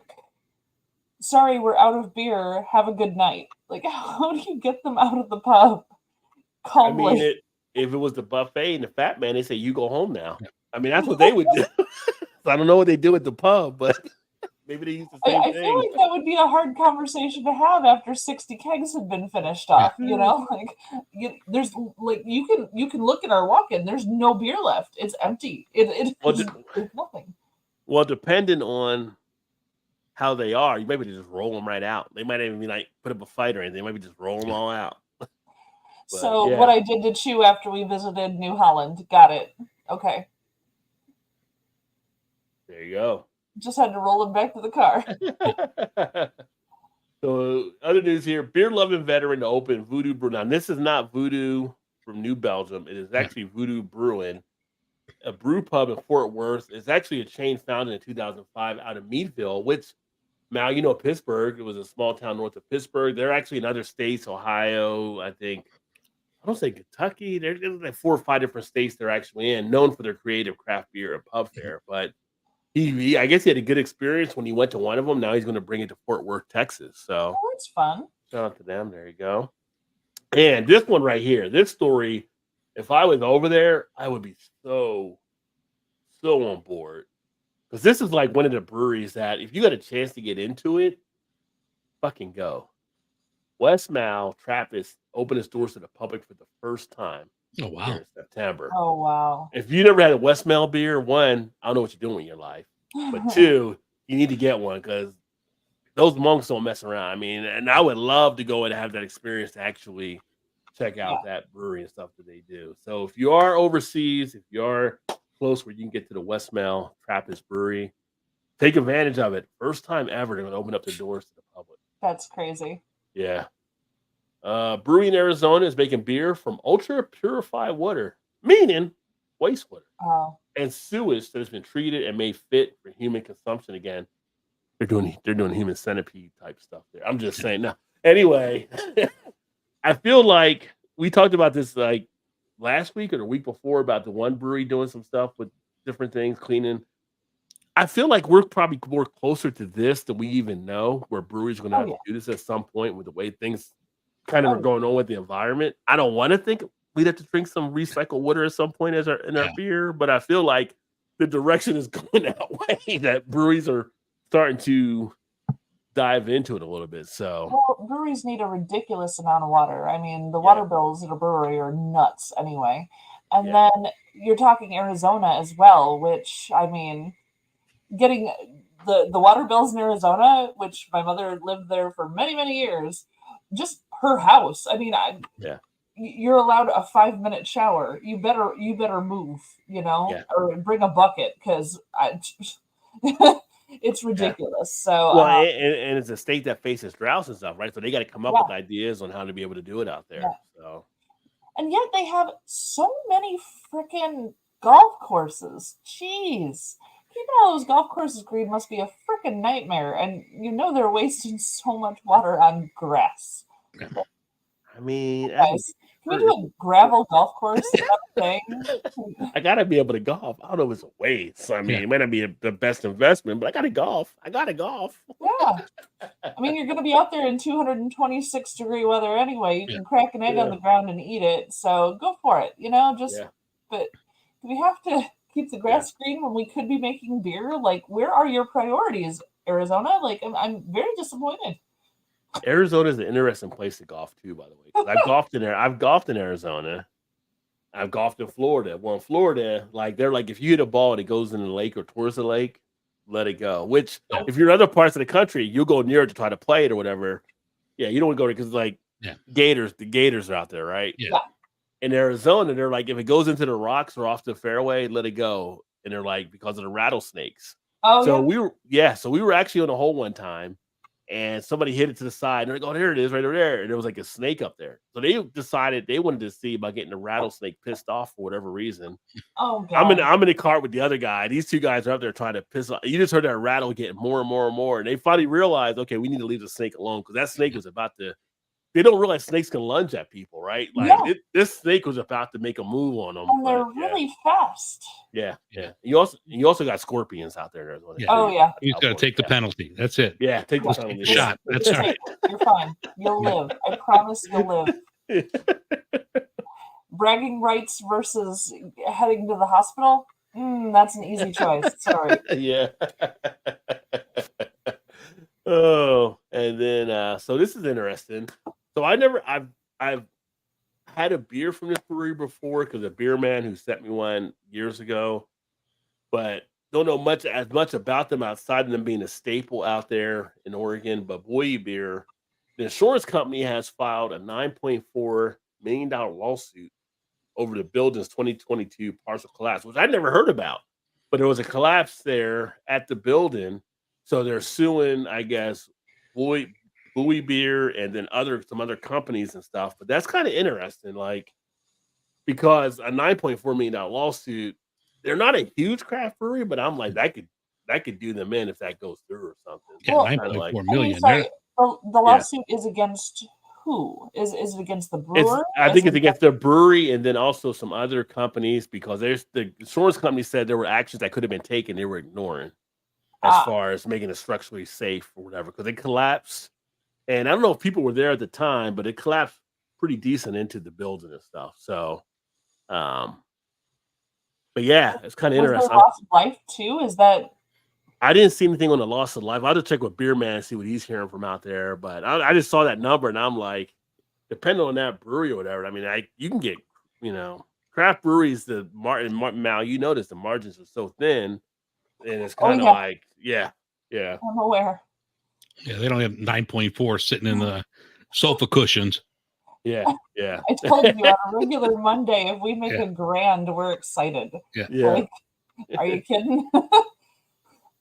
Yeah. So of course, anybody that's around that Chicago, I wouldn't have Big Daddy hasn't been on there tonight, but keep supporting Ravinia as well to help them in their thing. I don't know if anything else has come up since then with the whole music thing, but No, a couple jabs back and forth, but nothing major occurring as far as I know.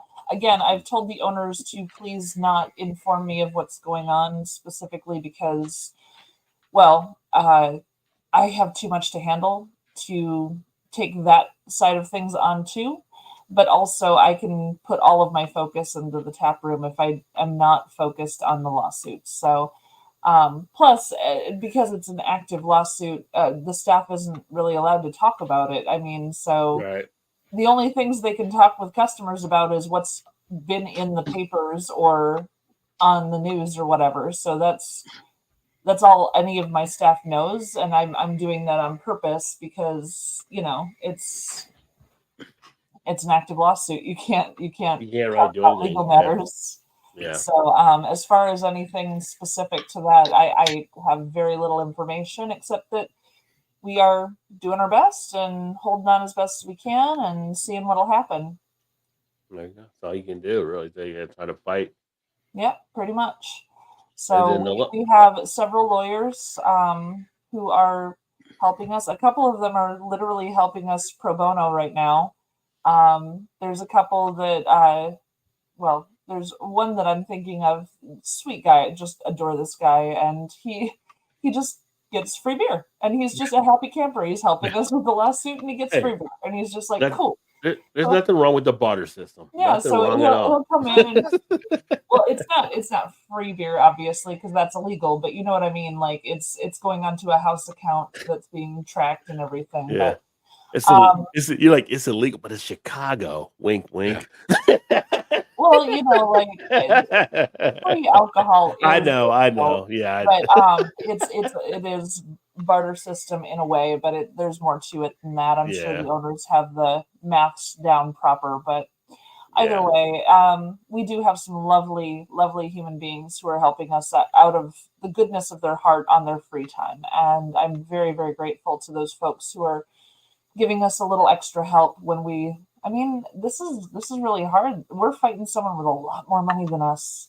Yeah. I mean, Oh, they they're just try- had, they're- they They're just trying to had- bully. They're doing yeah, bully James ball. Taylor. They're trying to bully you guys. Well, yeah, they had James Taylor in. They have Shaggy coming up. They have actually the Violent Femmes are tomorrow. Los Lobos are the next day. I mean, we can't compete with their kind of money.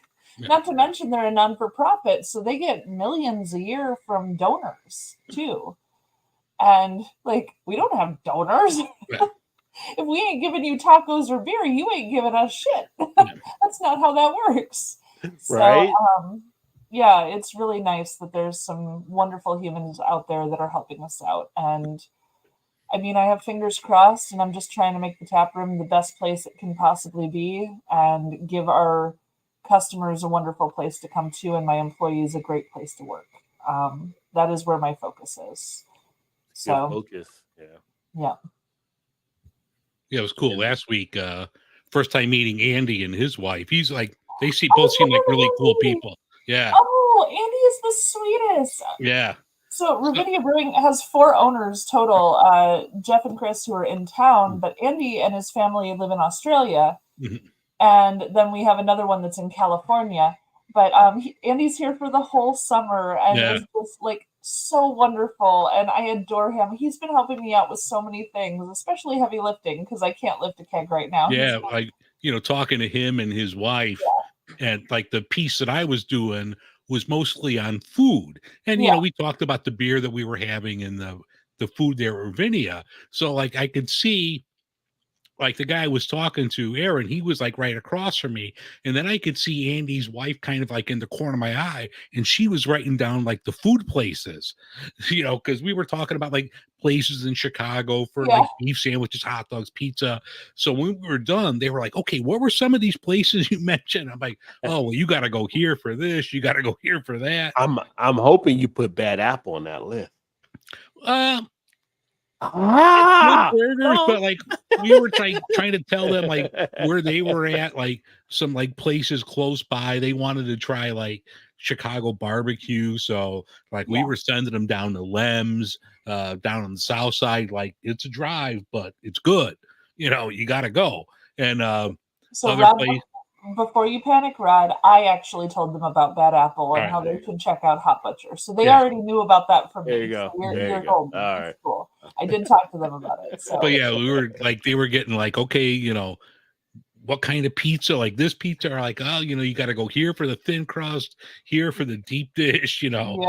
beef Right. sandwiches, Very everything. specific. Yeah. They're like, oh, but keep hearing about this Giordano's. They're like, no. You don't want that. You don't want that. You don't want that. You don't want that. Tourists. Oh, actually, it was the funniest thing. Andy was in the other day, and he was helping me with a thing, and so he's from Australia, Australian accent, which first of all, beautiful, love it. He uttered a sentence that just made me pause, and I said, "My God, could you say that again, please?" And I made him repeat himself because I'm like, "That was the best sentence I've ever heard." Yeah. Australian accent. Where's the beer? Yeah. He asked, "Where's the beer?" And I went, "Oh, say that again." That's a great sentence in Yeah. your accent, just so you Yeah. know. And he just stares at me because I apparently am really good at making every interaction awkward. Mhm. He just stared at me for a second, like, Yeah. what? I said, just say it one more time.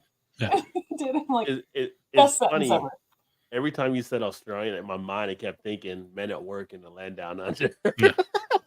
It just kept popping in my head every time you kept saying that there. Yeah. So I know. I can see him kind of smirk whenever that song comes on like our playlists in the tap room and stuff, and I just kind of look at him and they're like from the Land Down Under. They're all like, Yeah. you know this Play like the song? Bee You know Gees this song?" for him, and Bee Gees, AC/DC, all the Australian acts. and But you know, it's actually, weird. He filled me in on that lawsuit. Okay. The one against the Men at Work for the Kookaburra, the Oh. copyright on the song. hmm I was like, hey, that lawsuit was like 25 years late. Whatever happened? Did Kookaburra win or did Men at Work win? And he's like, oh no, Kookaburra won. They got their money for the copyright infringement. I was like, Oh, thanks. wow. I actually never knew how that ended. I just Yeah. heard about there being a lawsuit for it. Yeah. But I mean, it's obviously the song in there, you know. So After we ate there, and I asked for the check because I'm going to pay for the Right. food and the beer, and I forget the guy's name who was behind the bar. I forget his name. Real nice guy. I gave him 33%. I gave him a third is the tip because I'm like, he was really good. He deserved it, So I get a notification and an email on my phone. Are you sure you want to tip this much? Fuck it. Mind your own business. Yeah, I do. I've never seen that before. I'm usually a good tipper, but they were like, oh, the tip wound up being like 32 point whatever percent. I'm like, the fuck? Get out of here. Yes. So now we got tip Nazis out. Yeah. now you say that, but there are a lot of restaurants, Ravinia included, where we actually type in the tips after you've written them on the receipt. Mhm. So occasionally the handwriting can be hard to read or the maths can be off, like the total doesn't match what it's supposed to be, whatever. But I had a new server accidentally put in a $100 tip instead of a $10 tip. And thankfully a notification did go to that customer, and that customer called and said, I think there was a problem. And I went, oh my goodness, yes, that is 100% a problem. I have the paperwork right here. I will correct this for you immediately. It will take 3 to 5 business days for that to come back, but I do apologize for that. It was obviously just a mistype. Yeah. But little things like that happen. Mhm. Yeah, it can happen. Human error. So maybe it's good for that little notification, because that ended up being like a 300% tip or something. It was really bad. Well, I remember like the last time I was there and I talked to Jeff, and like Jeff took care of all the food. I'm like, Jeff, I charged me for something because I want to tip, the person behind the bar. Let me buy beer. I'll buy a shirt, a hat, or whatever. And they didn't have any in big boy sizes. So I bought beer, but left a good tip. But I didn't get a notification off of that because whatever the beer was, $12, $13, I bought a 4-pack of that Community Matters. I'm sure I tipped like 20 on top of that because I wanted to take care of the people behind the bar. And I never got a notification for that. Huh.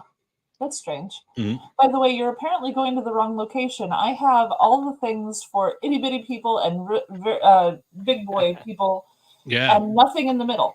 So they must have all the middle stuff, and I have all the because I'm like, you got something in a double X, and they're like, no, we don't. I'm like, all right. They said because I would double wear the X. shirt. Yeah. Double X should definitely be on hand. Actually, I'll set aside. I have a 2X of the red Community Matters shirt with the cool Community Matters stuff on the back. I'll set that aside for you, sweetie. All right, awesome. Thanks. Yeah, you bet. And then the last beer news item, which is interesting, which is cool, because I do watch some of the Premier League, but Guinness will now be the official beer of Premier League. So nice. For all you that watch Premier League, prepare to see more Guinness type stuff. Although I wish they would do some more things, even though I'm here in Baltimore where we have a Guinness brewery, just more stuff on their line. I mean, just to, like a few years ago, like they were doing the Antwerpen style, they were doing some different things, and it's kind of like I don't see it as much now like it was. Like they had Dublin Porter. They were doing some other things. So okay. I'll be But right back. I would like to see them do more things along those lines. So hopefully we will see more stuff there. Did you speaking of- have the? I think they just brewed it in Baltimore, but they're going to sell it at the Chicago location. The Guinness made like a Pride beer. Have you had that? I have not had that one as of yet. No. Okay. No. I But need yeah, to I actually know- get over there. Yeah, because I know like the one release I saw was like it was being brewed at the Baltimore location, but they're going to have it here as well. And I'm like, I need to get over there and pick it up. So I want to try it, but I just Yeah. wondered if you had it. Are they brewing other stuff at Chicago, or is it kind of being shipped in? No, I think they're brewing like Okay. it's kind of like Baltimore, where they'll have like it's like a pilot brewery there. Okay.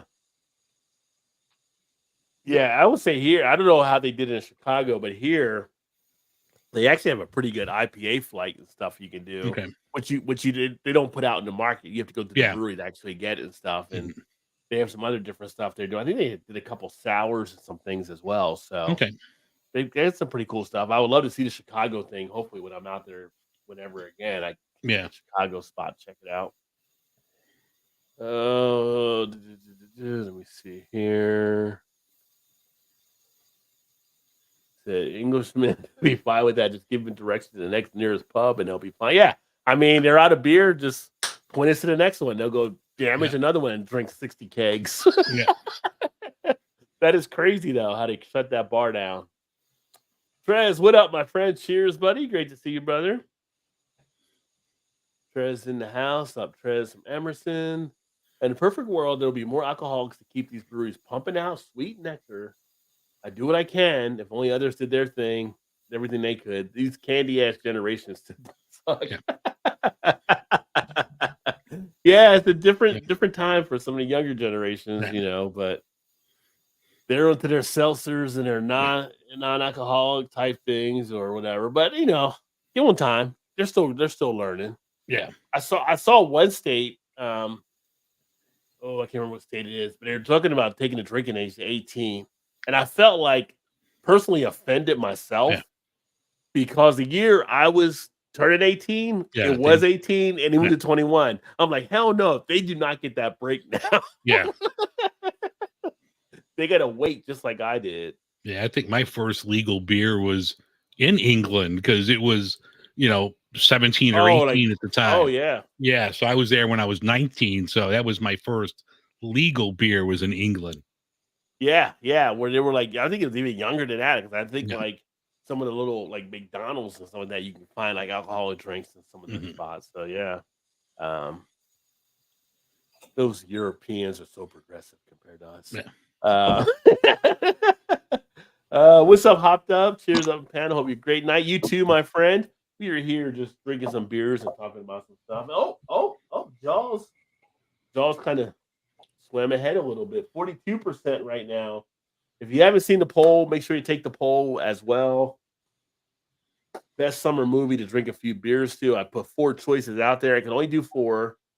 But Jaws is at 42, and now we have Sandlot and Goonies tied at 26%.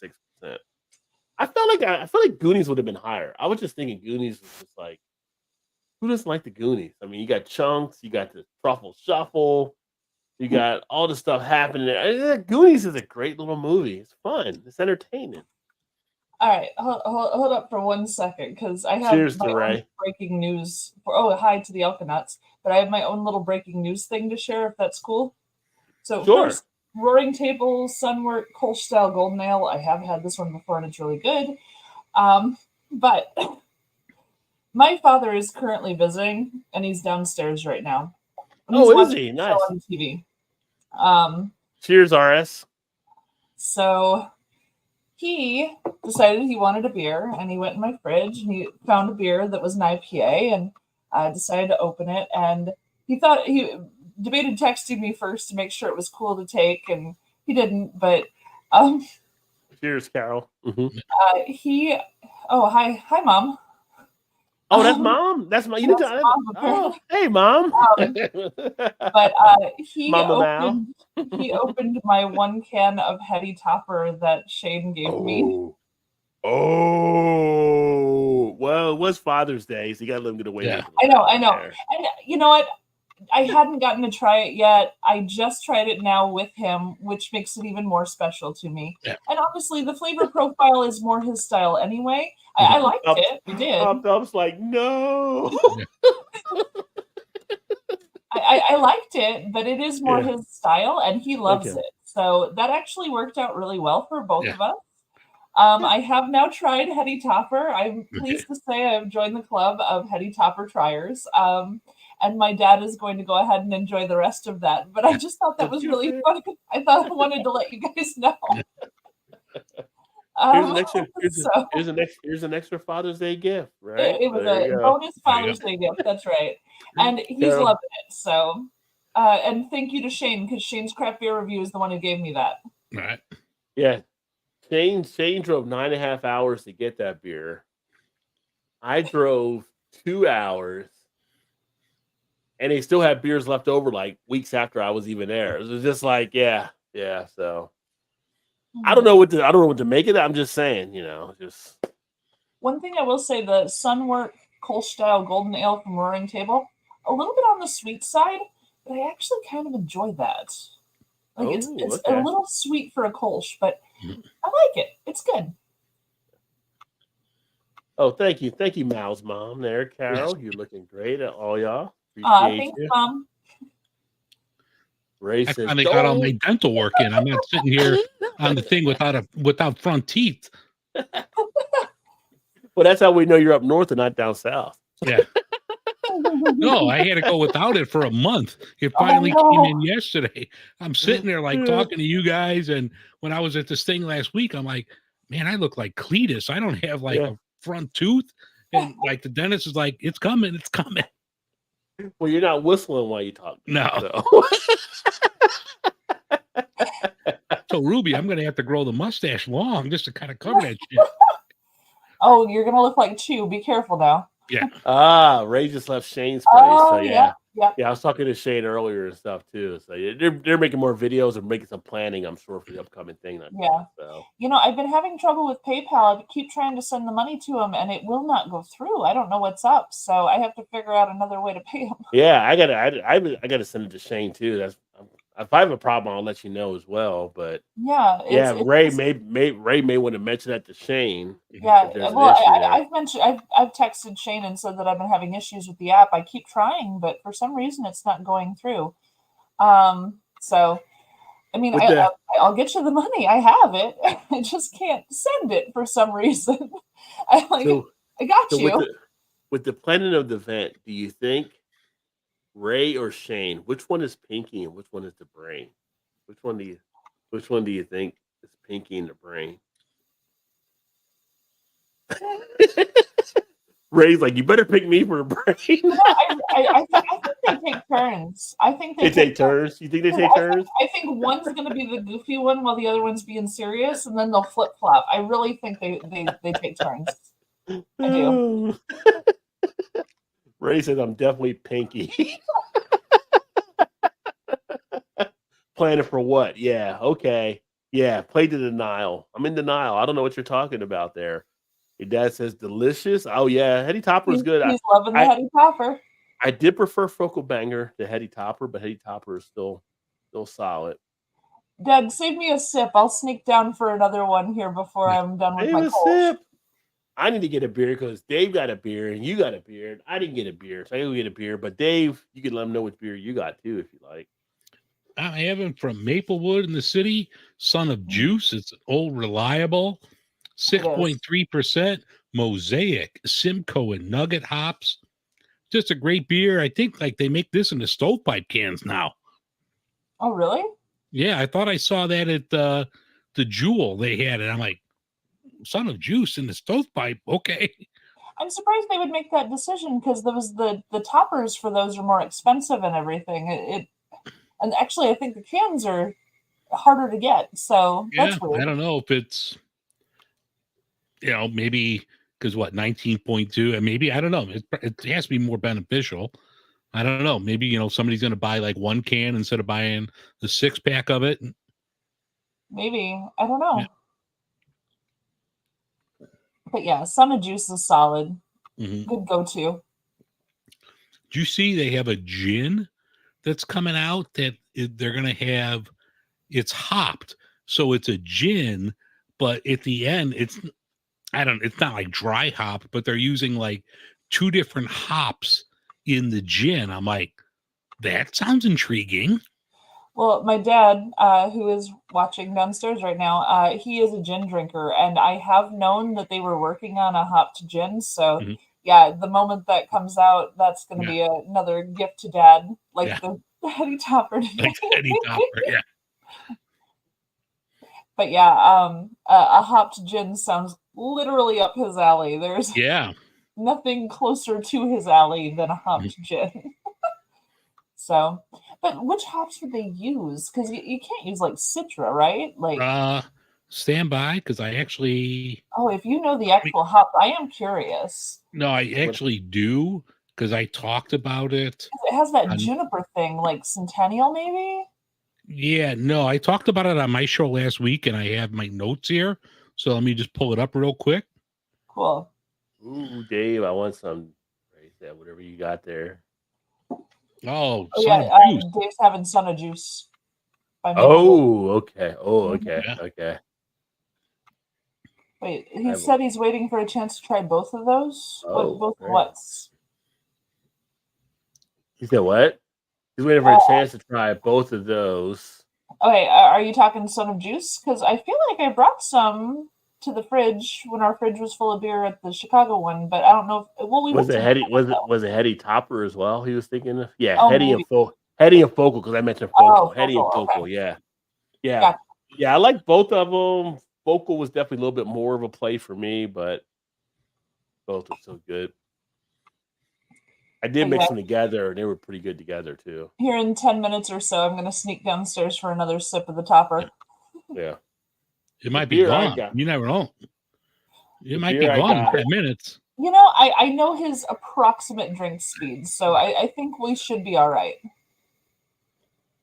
Besides, he'll text me if he's getting low and I'm not there yet, so. The beer I got is from one of the breweries I've actually become more of a fan of since being back on the East Coast. It's from Burlington Beer Company. It's their Malted Blue New England style India Pale Ale. To me, this is a light beer because it's 5.7% ABV. Because, Sorry. 5.7 is light to me. It's light. It's light. It's just, it is what it is. So when you live in the world of double digit ABVs, you're like, what is that? Like a light beer? Yeah, yes, it is. Mal, it's Mosaic and Citra whole cone hops that they finish it with. Oh, whole cone. Okay. Yeah. So it's like an infusion almost. Yeah, it says, I'm looking at it here. They finished the gin with an infusion of Mosaic and Citra whole cone hops. Wow, Wait a minute. that's really interesting. You say Yeah. gin? Yeah, Yes. You have a gin barrel beer? a hopped No. gin. Oh, okay. Because I've had gin barrel beers and I love some gin barrel beers. Oh, yeah. Those Gin are be- yeah. fun. Gin barrel. I've had some good gin barrel ciders. Gin barrel beers. I think Hot Butcher had one once. Hot That was Butcher had like, one. I'm like, God damn, that's good. Yeah, they're good. Yeah. They're good. Both I great like the rum beers. barrel beers too. We have Mhm. a cream ale that was done in rum barrels. That was fun. It's sweet, but whew, that's a fun one. Yeah, Ray said he did juice when he visited Maplewood. Keep trying to get it here. Oh, you're trying to get the Focal and the Hetty or the Or I don't the think you can Son get of the Juice. I don't think you can get the juice there, right? Their distribution probably wouldn't be up to there where Ray's at. Not yet. Sounds like a challenge, Dad. It's been 10 minutes. Yeah. Now your dad's usually in Pittsburgh, right? He is a Pittsburgh fan, but he's only been to Pittsburgh once when I took him 2 years So ago. so he's in Illinois then. Okay, I didn't know if he was actually in Pittsburgh. I knew about the whole Pittsburgh thing, so I wasn't sure. No. That was a family trip because we're Pirates and Steelers fans, and neither of us had ever gotten to go to Pittsburgh, so we got to go together 2 years ago for the first time. So that was really fun. But his dad was from there, so Gotcha. Yeah, I think so I'm it's deciding just that family to like the sports teams, and Yeah. yep. I think I'm deciding this weekend. I think I probably will go to Barrel and Flow now that I look at it. Are you gonna go? So Okay. yeah, I think I'm gonna go. I didn't know if he was in Pittsburgh. Not since if he was in Pittsburgh, I was gonna try to meet him while I was down there. But Yeah, for sure.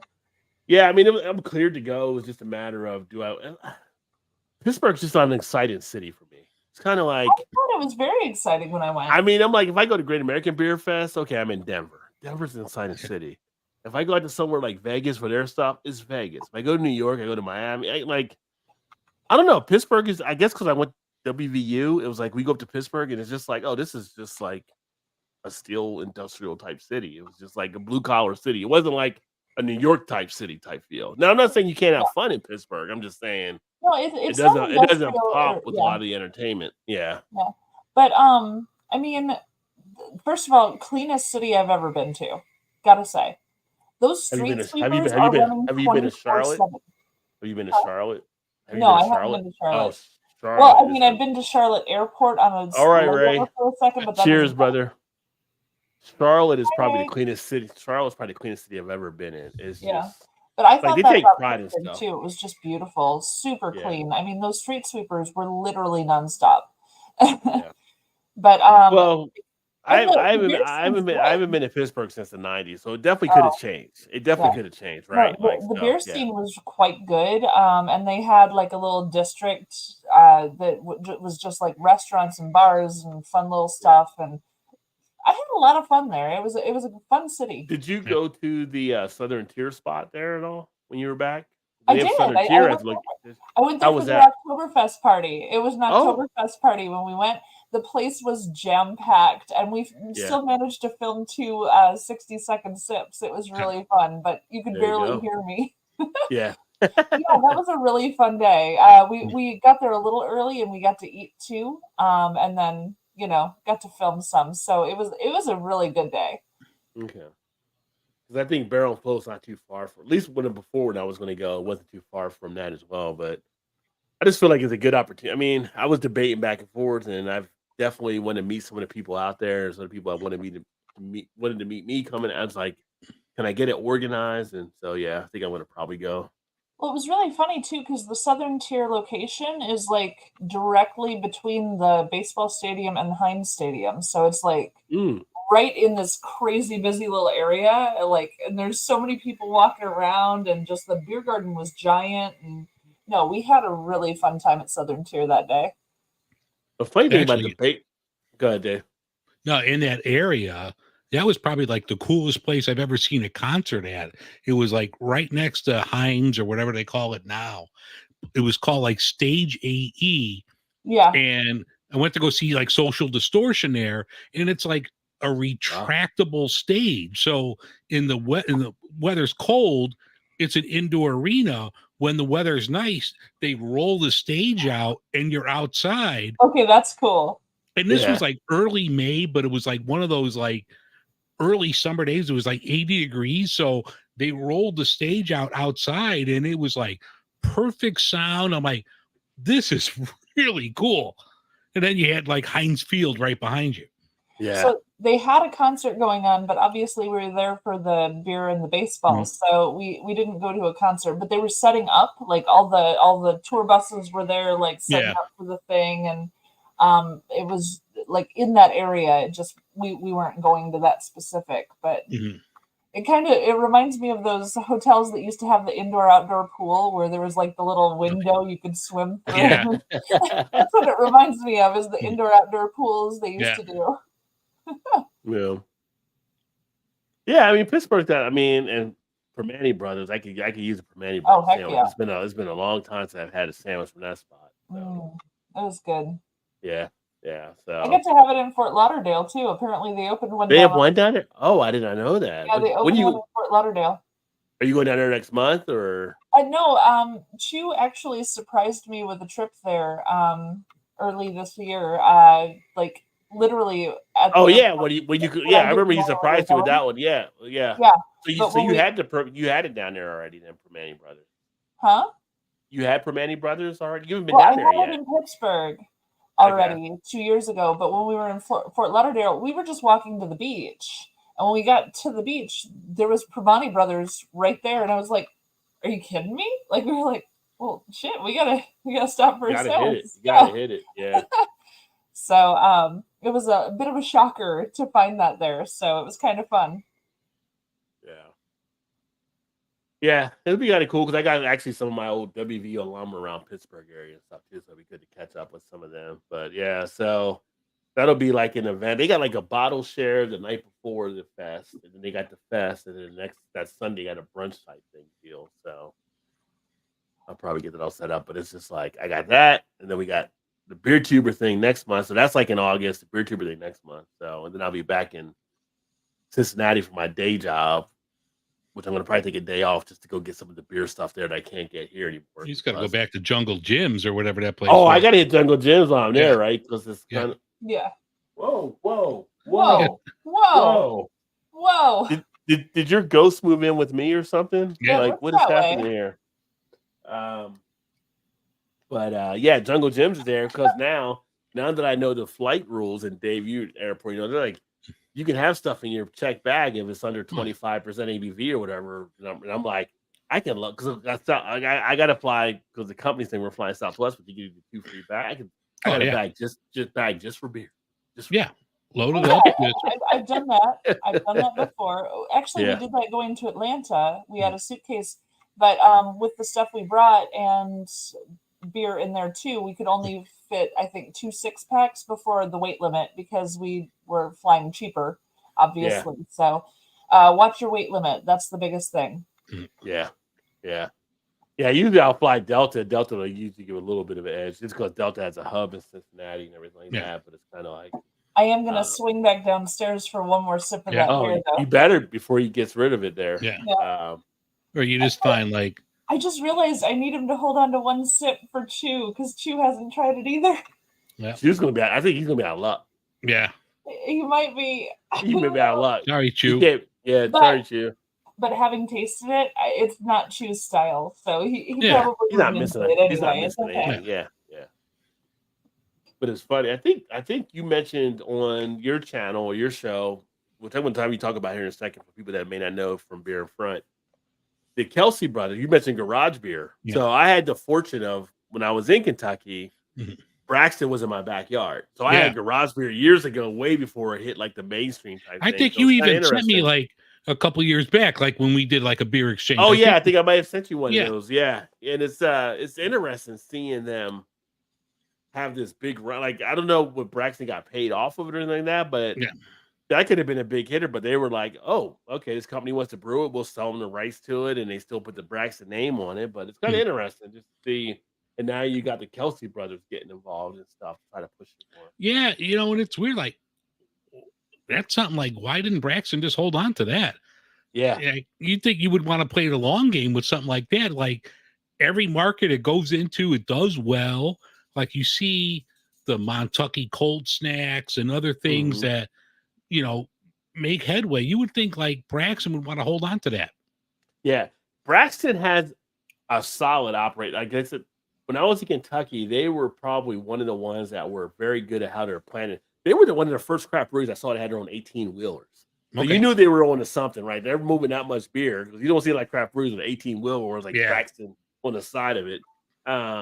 They had Braxton Labs, which is their small batch stuff, which phenomenal stuff they were doing with IPAs and stouts and sours. And we had a thing where me, Todd, Joe from the Beer Patrol got together with Eric, and we went to Braxton Labs and their Dark Charge series. It's kind of like, Dark Lord type thing, the Imperial Stouts. It's just phenomenal. And it's just like, we ended up drinking some stuff there. We did a video on that one years ago, but they had that going on, but they're now opening up another location down there as well. So they're doing well. I don't know why they went to sell off that line because it was popular in Northern Kentucky, but there might have been a lot of zeros behind it. And they're like, you know what? We could take that and reinvest in other stuff that we want to do. So I can't fault them on it. But they do a lot of great stuff down there. Mm-hmm.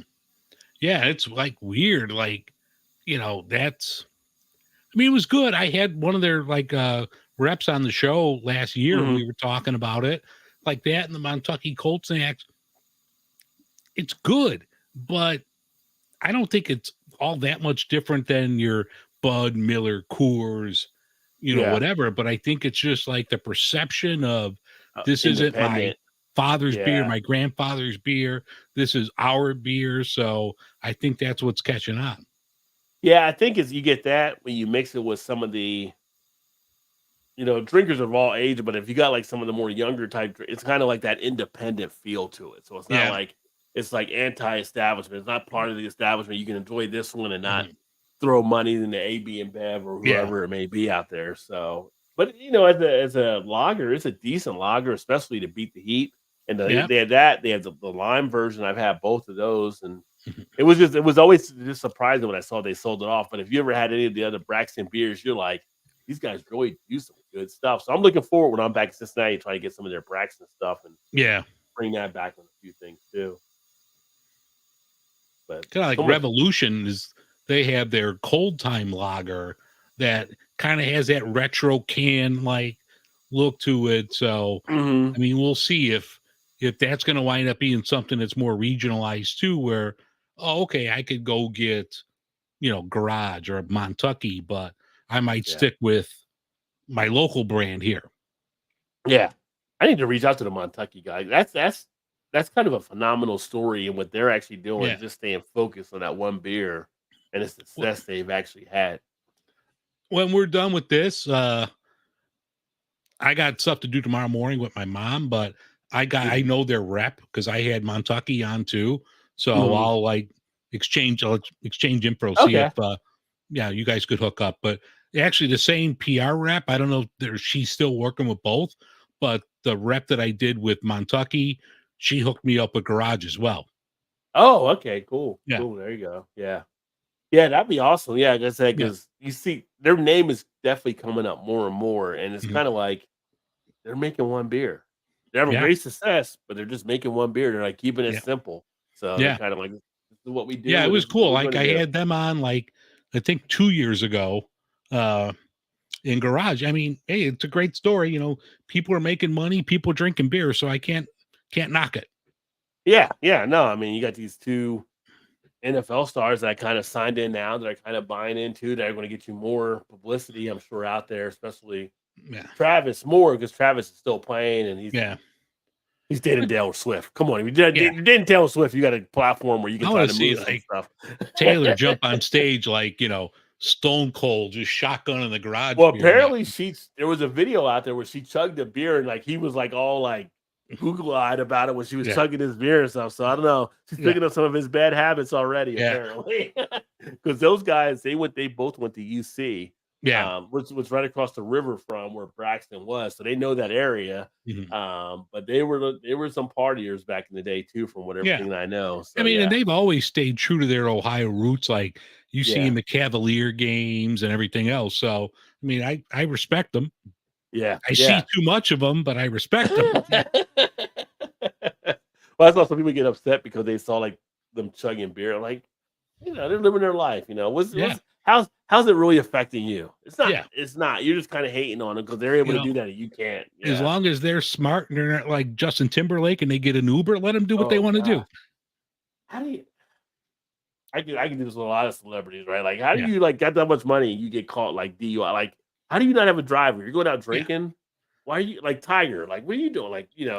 why? Bob Huggins, why? Why are you Yeah. like your contract's $3 million a year? You couldn't Yeah. get somebody to drive you around town. Like, it's just. Yeah. Here's $100K a year. You're on call and you can't drink. I mean, That's it. I'm nowhere near what you guys are making. And I'm Yeah. Ubering. I'm Yeah. Ubering. Yeah. If I know I'm going to have more than two, I'm going to Uber. Yeah. I just saw Travis Hunter got picked up or something too. And I think he was also drunk. Not Travis Hunter. Travis, the rapper. I'm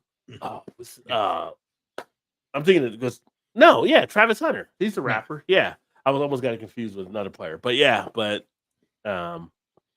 like if you're making that much money, Mhm. why are you out driving and doing Yeah. those kind of things? It's like you should Yeah. not be doing that. Like I can afford a driver. I'm getting a driver. Yeah. I'm getting a driver. Like I'm not. They can afford the Uber XL. They can get the big car. Yeah. Justin Timberlake's like, you can't arrest me on Justin Timberlake. And they're like, drive me a river. Yeah.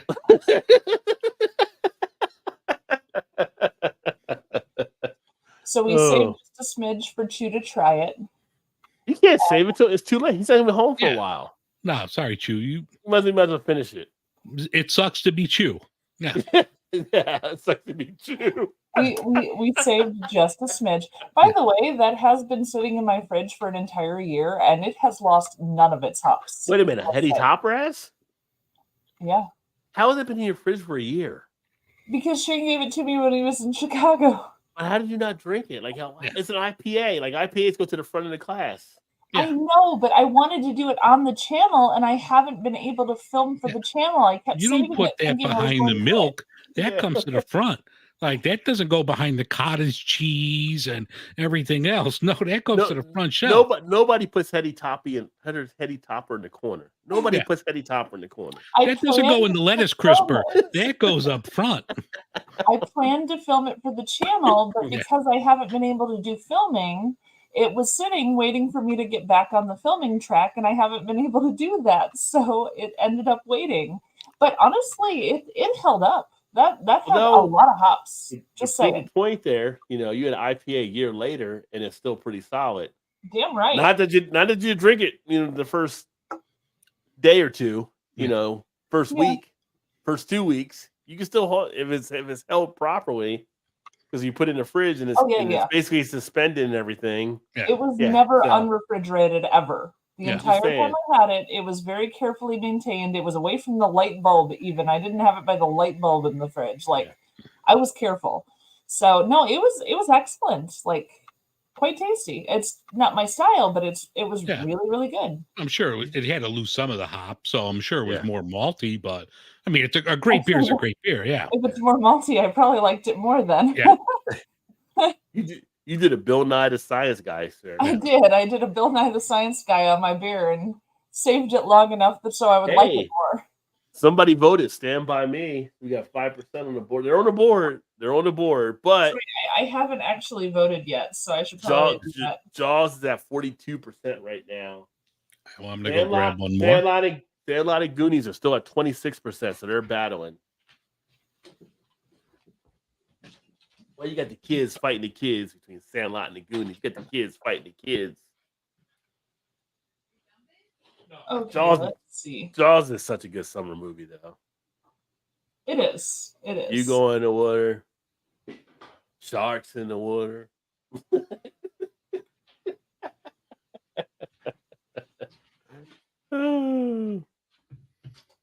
I had to feel it. I still get sad when I feel like it had to happen, but when Quint gets eaten by the shark, you just feel like you start just when you're liking them, you're liking this character, and the shark gets them. Like Steven Spielberg wrote that in pretty well with Quint. Oh yeah, die. Yeah. But I think my favorite scene is that part where they're comparing their scars and stuff between him and Richard Dreyfuss. That's a pretty good scene. Yeah. Yeah.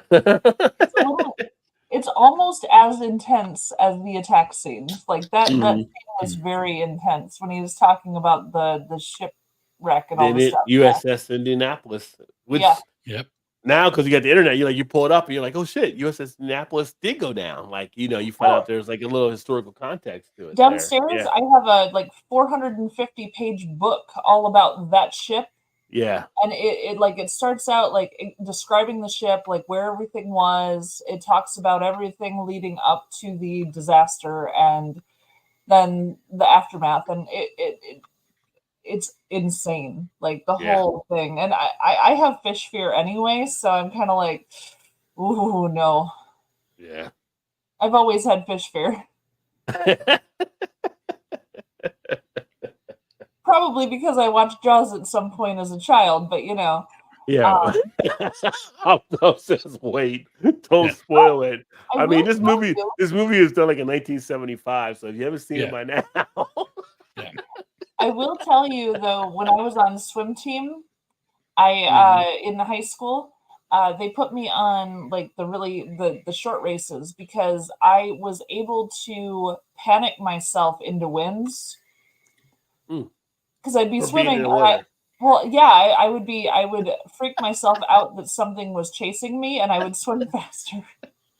My breathing technique was not as good as it probably should have been, but I was really fast because I got really freaked out.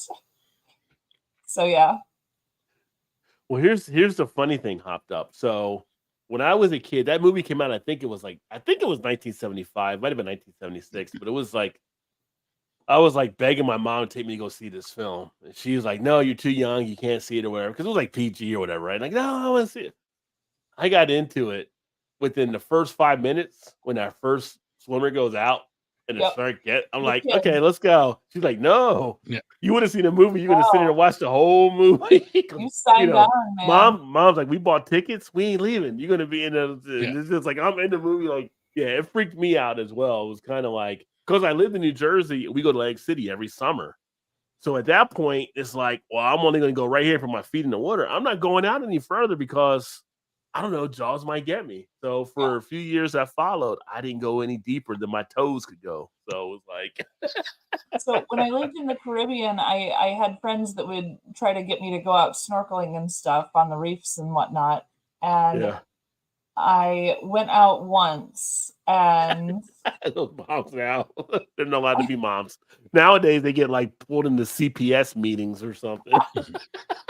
but I went out once and while I was swimming, first of all, a grouper was coming up to me, which groupers are 500, Yeah, 600 pounds. They're giant.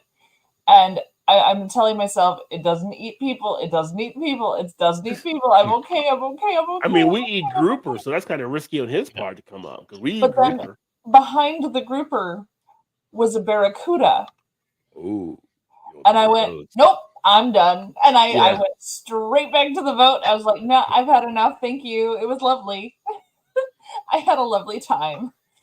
Like they won't let you wear jewelry because the predators are attracted to shiny things. Oh, okay. Their Yeah. food is generally shiny, so you can't wear jewelry while you're doing it. All this stuff. There's all these precautions you're supposed to take. Because we were out like open sea, but like a reef that was higher Here's Aubrey. underwater and stuff. Mhm. And, Yeah. one of the used to be a Virgin Island, but disappeared because it's just under the surface now, and now it's all reef kind of things. Yeah. I had a rough time that day. I also got stung by a jellyfish that day, so Well, it's kind of funny too. Cheers, Aubrey, as well. It's kind of funny because sharks eat seals, and Yeah. seals are like black or dark gray or that everything. But then you have surfboard people. They tell them to wear these black suits. I'm like, if you're a shark coming up, you kind of look like a seal. Like, whose Yeah. idea was that to come up with that? Like, and they're like surprised when it happens. Like, well, you're looking like the shark's food until he bites you. He doesn't know. He's just, he's thinking you're dinner, and then he bites you like, oh, that's not there's a seal. snack. Yeah, sorry about your leg. Okay, I'm gonna swim over here now. And then he But- tries you, and he's like, "Ooh, you taste awful. Yeah, I'm not going to eat that." And he's Yeah. like, because apparently So- humans taste bad to sharks. yeah. It's like, so who came up with the idea to put them in suits that look like seals? That's my question. Same people that Yeah. had the bullfighters dressed in red. Yeah. Yeah. I Yeah. don't know why this bull keeps chasing me. Maybe it's the cape. Yeah. Oh man. Yeah, like put them in some fluorescent yellow or something out there, so the shark knows. Like, I don't know what the Yeah. hell that even is. I'm gonna Well, go over I- here. Even if you're in fluorescent yellow, they're swimming under you and looking up. And with the sun behind you, you're going to look like a black shadow no matter what. Yeah. So it Wow. really doesn't matter what the color is. You're a black shadow. Yeah. You happen to be the same shape as what they eat. Yeah, and It's I always just feel how it that. I mean, it's kind of like, I mean, like I said, I go in the ocean. We just went to Virginia Beach last week, but it's kind of like you're going into their world. So we did see a couple of dolphins. We were down there, but didn't see any sharks or anything. But saw dolphins, and I feel like now, as it gets warmer, you're going to have more sharks coming inland on a lot of stuff because climates are changing. It's like if you're in Louisiana, you don't go just jumping into a lake. If you jump into a lake, it could be a gator in there, right? Yeah. Like Yep. there's common sense things you should actually know to Yeah. look out for. Just saying. Well, that's just it. Like, people don't understand. If you're in your own house watching your television, you're perfectly safe. But if you are out in that animal's habitat, for example, cougars, there's been cougar attacks in Yeah. the If U.S. you're out, if you're out on a trail out in Montana somewhere, Yeah, going you're through, in guess, their territory. and they're like, then they go hunt the cougar down and kill the cougar. Like the cougar didn't do anything wrong. No, You went into their just house. trying to survive. Yeah. Like they do that with the bears, like a grizzly, and it's like people are like, oh, there's a cute little cub there. If there's a cub, chances are there's a mama bear. Yeah, there's a mama. If you know anything about bears, you don't want to get near that cub because mama bear is going to come roaring down a hill and rip your head off, right? Like, Yeah. it's just like, yeah. But people that's don't why we understand had non-domesticated animals. They don't go out in the wilderness enough to know that non-domesticated animals are fucking non-domesticated. They don't give a shit who you are, what you are, or how much money you have. You are either on the food chain or you're in their fucking way. So move. Yeah. Like, what the hell? Like, You're don't try to driving me pet. crazy. Don't try to pet a bobcat. The bobcat does not want you trying to pet. Don't try to take a selfie next to a bison. And then, because then what? The bison knocks you down or gores you. They killed the bison. The bison had nothing to do with it. The bison's just reacting. Yes. You're in his space. Stop it. Critical thinking has been lost by a good amount of the American population. you could argue the Darwin thing and just say, well, we wouldn't have the Darwin Awards if we didn't have people doing the stupid stuff for sure. Mhm. But so they do give us that entertainment. If you see a lake in Louisiana, there's definitely a gator in there, probably a whole neighborhood. Yeah. It's funny that there was a video on TikTok and a woman's like, there was a gator in any type of body water, lake, river. Come over here. And she went down to it and she felt it. She's like, does this feel wet? Then there's a gator in there. Yeah. And that was it. There's a gator. If it's wet, there's a gator. Like, common sense, folks. Well, I remember Dad taking me to Arkansas when I was a kid to see like where my granny grew up and everything. And he was like, okay, yeah, you can play out in the yard, but I need you to be aware that there are cottonmouth. And I'm like, what's a cottonmouth? And he said, oh, it's a snake and they're really poisonous. And if you see a snake, you need to stay away from it. Don't go in any water because they swim and everything. And like he was really straight with me. He's like, don't you be effing around with the snakes because up where we live, it's just like garter snakes and stuff, and I think garter snakes are cute. So I never had a problem with that. And he's like, yeah, don't mess with the snakes down here. And I'm like, okay, got it. Yeah. It's just, I don't know. It's just, I feel like just the critical thinking skills. Again, I'm Gen X. So I'm from the F around and find out generation. Yeah. So sometimes you didn't want to find out. You didn't F around. Okay, so Gen X were generally raised by baby boomers, right? Yes. Yeah. So yeah, my dad was in the boomer category. So I had a lot of, and he had to raise me by himself too. So it was a lot of work. I'm sure. I'm sure I wasn't the easiest kid in the world. Was it though? Because the one thing about the baby boomers and Gen Xers, baby boomer parents were kind of like, oh, don't tell them, they'll figure it out. Like you got a fork next to a socket. Don't tell them, they'll figure it out. They will. It's not like nowadays when they're like, oh, get that fork out of their hand. Like no, back then it was like, let them figure it out. Let's see what happens. And they would sit back and entertain themselves. No, Dad was always really good about it. He would be like, I see what you're thinking about doing. And I'm telling you that I think that's a bad idea for this reason, this reason, and this reason.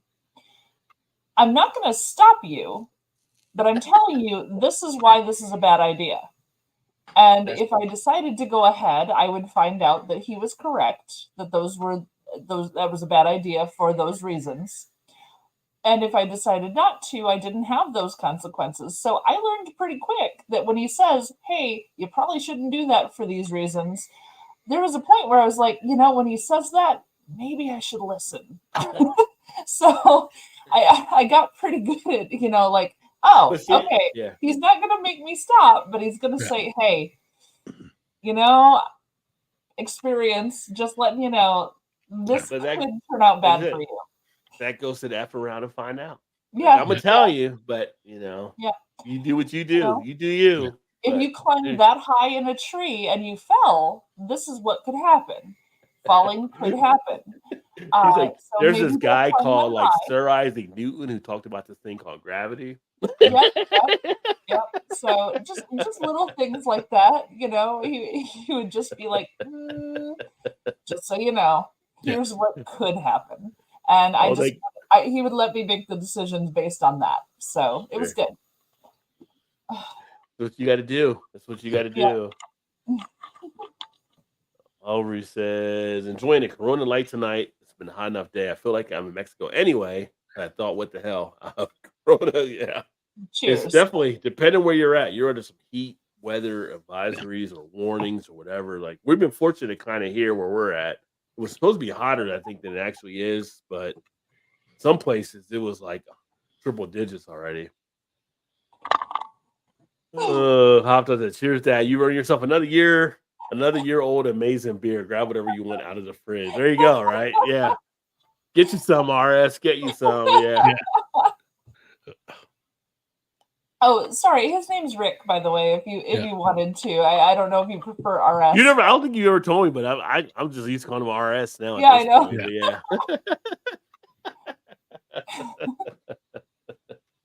I call him Pirate. When I went down to get that other sip, I actually went through some of my beer stash and made sure there's a good amount of IPAs in there for him because he does love those West Coast IPAs a lot. So I rearranged the fridge a little bit while I was down there too, just to help him out. Well, if you had that old Heady Topper, you probably got some old Lagunitas and Ballast Point back there too. I don't actually. I really don't. Most of the stuff I have is all local stuff that I've traded or bartered or whatever from friends of mine and whatnot. So, or doing like events and things. So, speaking of Lagunitas, when I went into the store this past weekend, I got that Optimum, but they still had some of the Waldos in there. I was kind of surprised because Waldos usually doesn't last as long as it actually lasted, but we've had it here for at least a month now, I think. In that store. Yeah. I thought about getting another one, but I was like, I've already let that train hit the tracks this year. Drinking a deep sea decoy. You know what that is? Yeah. So that was through Lazy Dog Brewing Company. They do these. Chu and I have been part of their mug club for about 2 years. Those were the ones like when we did the spy video and like some of the other ones like that were unusual, was their little setup for their 8-packs that they would come out with every month it's quarterly. The Deep Sea Decoy was designed by, I think it was Melvin Brewing, but it's a pale ale. Melvin. Okay. Yeah. So Melvin Brewing, it's a pale ale. Nice. I'm going to grab one more beer here. But Dave, I was going to say, because people that might be joining in not familiar with your stuff there, tell them about Beer in Front and some of the stuff you're doing. Yeah, every week I put out an audio podcast talking to different people around beer.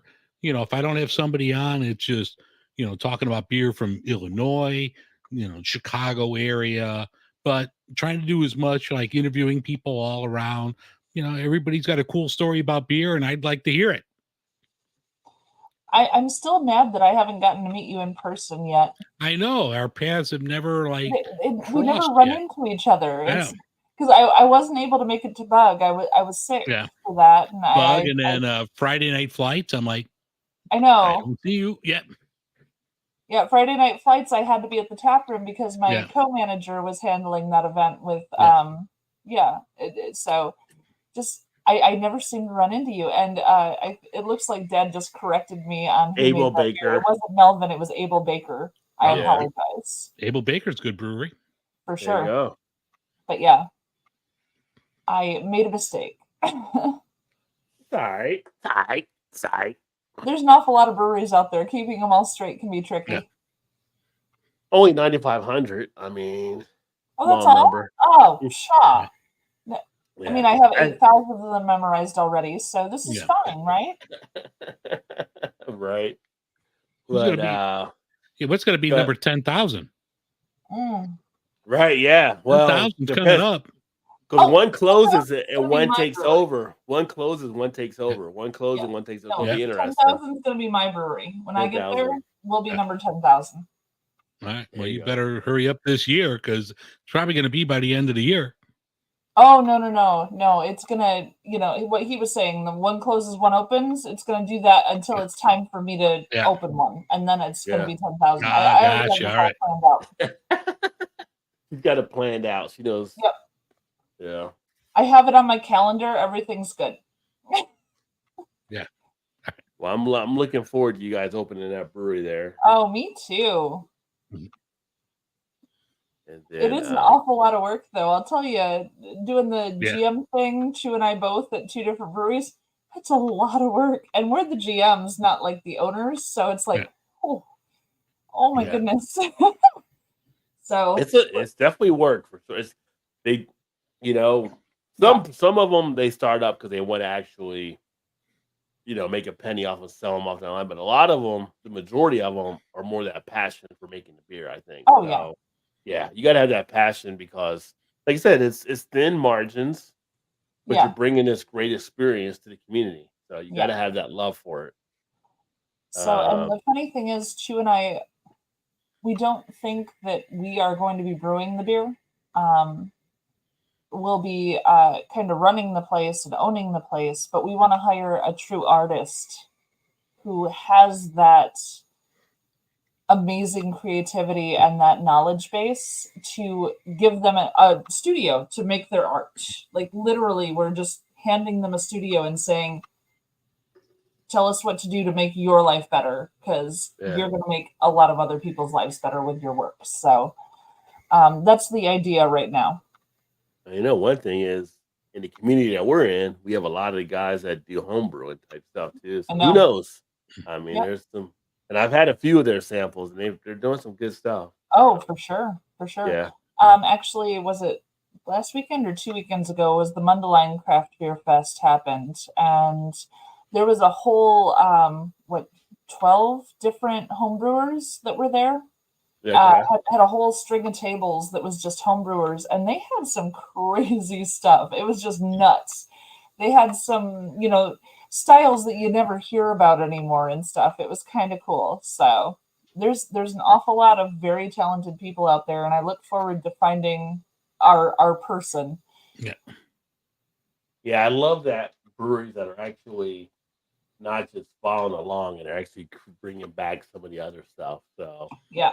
And again, shout out to Crown of Hops, who actually won for Samuel Adams for their award this past year for the home. So they're they got their brewery and stuff. They're actually doing. They just came out with the new Black is Beautiful beer and stuff too. So definitely try to get my hands on that if I can. But a lot of good beer being done out there. So everybody's got their own little beer story they want to tell, so to speak. For sure. I just cracked open another vaulted blue is what I cracked open. So I ended up getting a 6-pack of them. So I got to work my way through them. Yeah, I slowly but surely. cracked open the Firestone Walker Half Acre collaboration Pilsner. Oh, nice. Best Pilsners I've had in a long time. It's phenomenal. Yeah. I need to get Firestone Walker. I got a place that gets their kind of stuff in, so I'm always checking those things out. I think the last time I had Half Acre, I'm trying to think, where did I get Half Acre? I got it at some point. I think Big Daddy Mojo might have sent me some before. Okay. Whatever, but yeah, Half Acres, they're pretty solid. Hopped Up says, I'm just here to drink stories. To drink stories? You're here to drink stories? Are you here for to drink stories? But one of the other things too, I was going to say, so on my thing there, and Dave's kind of the creator of this as well. Well, he is the creator of this, but the Beer Media Group. So one of the things there, kind of pulling some people together, kind of in the community, from YouTubers, vloggers, bloggers, podcasts, all kinds of stuff. So if you're interested in finding out more about the Beer Media Group, reach out to myself or reach out to Dave Beer in Front on how you can do that. Because I'm thinking Hopped Up Beer Review, and we actually have I set up earlier. the Instagram thing right now, so you could just head over to Beer Media Group on Instagram and reach out to one of us, set you up with like a Discord server, work on that. Just kick around ideas. Maybe it's equipment. Maybe it's a lead that, somebody's looking for somebody to push their product. All right. Maybe they don't want to talk to me, but they want to talk to you. So let's just get like a group together. We can combine resources, everything like that. Yeah. Look out for each other. Nice. Yeah. So if you're looking to build up and you want to actually, and it's funny, I was thinking about it earlier. I was like, for me, I had this perspective as I look at things. I see people that are in the industry as far as what they want to kind of do is kind of the creator type thing, as far as the blogger, the vlogger, the podcast. Well, like you're actually investing in it, but I also see another group that's kind of like almost like the ride along buddy type thing. Like they just want to talk about the beer they're enjoying stuff. So there's different sides, but if you're in that first group and you're actually looking to dig in more, you want to bring that to your audience and all that kind of stuff, reach out to us, because there's opportunities that we're going to be looking to provide to say, hey, we have other people in this network that we can actually help out and get your word out on stuff and set up things for interviews and all, like, which I'm going to have coming probably in the next 2 weeks. North Coast, reaching out to them. I've talked back and forth with North Coast. We were trying to get their stuff on. We were having trouble getting the times matched up, but they sent me their old Rasputin that was barrel aged in a Westward whiskey. So I'm going to be sharing that as a review, but it's kind of like, hey, if I got other people say, I got a couple other people you should talk to, reach out to them and they can tell your story as well. So there's people that are reaching out to myself or Dave or other people that we know that we can kind of build a network off of and tell those stories. Yeah. And it's part of it's like my own personal shit with my back and now, not getting paid for the month. Like I want to get a website up and running, but opening up a website takes the backseat to, rent. So, once everything gets settled with that, I want to get a website up where, I could feature each person on their own individual page where, okay, I could go look at Mel, I could look at Rod, I could look at Dave, I could look at, whomever, okay, and see what they're about and see if they're a right fit for me as well. Right. And I think in the description, I've got like some of the links there for like Discord. You can reach out because we're on Discord with that group, but I'm on Discord there too. And I think I got the Discord link in there as well. So somebody grabbed the Twitter name and he grabbed it and never used it. So it's like, I'm not paying anybody for a name. It's, whatever. But I have the website I locked down already with the domain. And hopefully, in the next month or so, when things get settled, I could open up the website. Yeah. That's funny. I've been paying for a domain for my channel for over 2 years now, and I still haven't been able to launch that website. Yeah. But I don't want to let go of the domain name, know? Like, I just renew my domain name as well. Yeah. I have domain names coming out of my rear end. It's just like, never, I do minimal stuff with beerinfront.com, but I think I have chicagobeerguy.com. I think I still have beerinfrontawards.com. Yeah. Yeah. So, but I'll do something with beermediagroup.com, hopefully in the next month or so, once everything gets settled here. I like Hopped Up's thing there. I'm in IT. I can help out with some of the setup. I'm not a visual guy though. See our logo.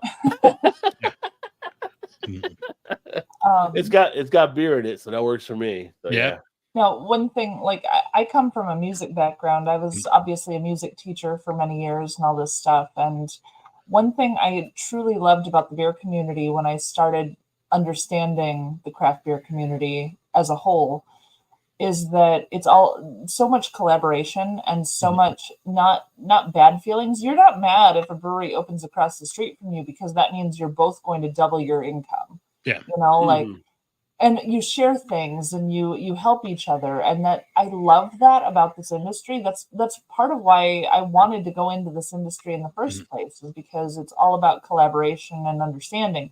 Now, are there some cutthroat owners out there? I'm sure there are. I'm sure. Because, we're all human and we all have our different ways of doing things. But I love the industry as a whole because when, like when Twisted Hippo had their fire, Yep. people helped. And when Skeleton Key got hit by that tornado, people helped. And like, I mean, we don't hate each other. We're just like, we all want to see each other succeed because Yeah. that helps all of us. Yeah, And it's like a so, real rising tide lifts all boats. It really Back is. to our Jaws theme here. Yeah. Yeah. No, We it need Yeah. a bigger boat. Need a Yeah. bigger boat. Yeah. Well, yeah, like that beer industry has always seemed like that to me. No one's Yeah. like stabbing each other in the back. No. They want you to succeed. Open across the street. That means when they're done with you, they're going to walk over to me. Right. And, yeah. Yeah. Because no one's going to go to one brewery and not the other when it's Yeah. literally there. Like, Yeah. that's we all do the breweries, we all go to all of them if we can, like, Yeah. and that's why I love the community so much. So any collaboration, addition, like anything like that, I'm on board to help with any of it. So Yeah. I mean, time willing, based on my Yeah. current work Yeah. schedule, which is nuts, but Well, um, I think we all kind of fall into that and everything Yeah. too. Yeah. But it's funny. I was looking like I don't have an Evil Empire song, but unless you're like the Godfather, the big boys, you're twisting. Yeah.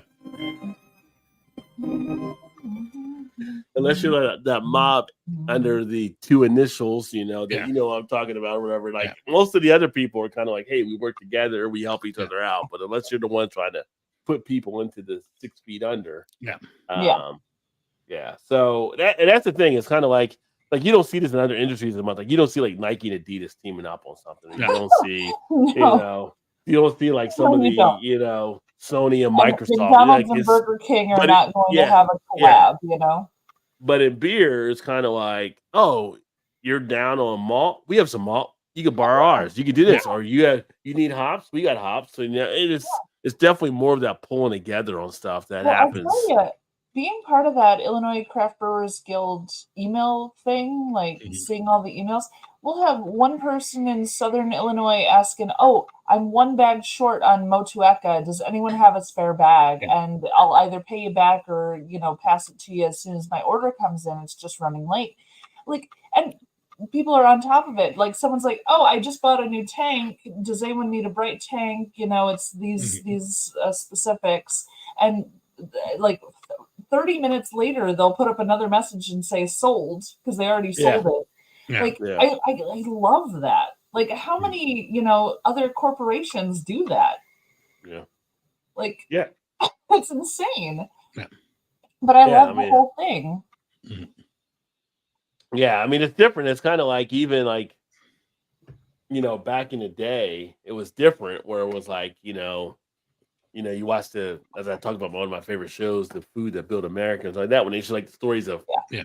Pabst going against Anheuser-Busch and all the like they were different. They were more cutthroats. Like the craft beer thing is kind of like, hey, we can all help each other grow here. It was kind of more of a community type thing, which is a cool thing again about being in it. It's not cutthroat that way.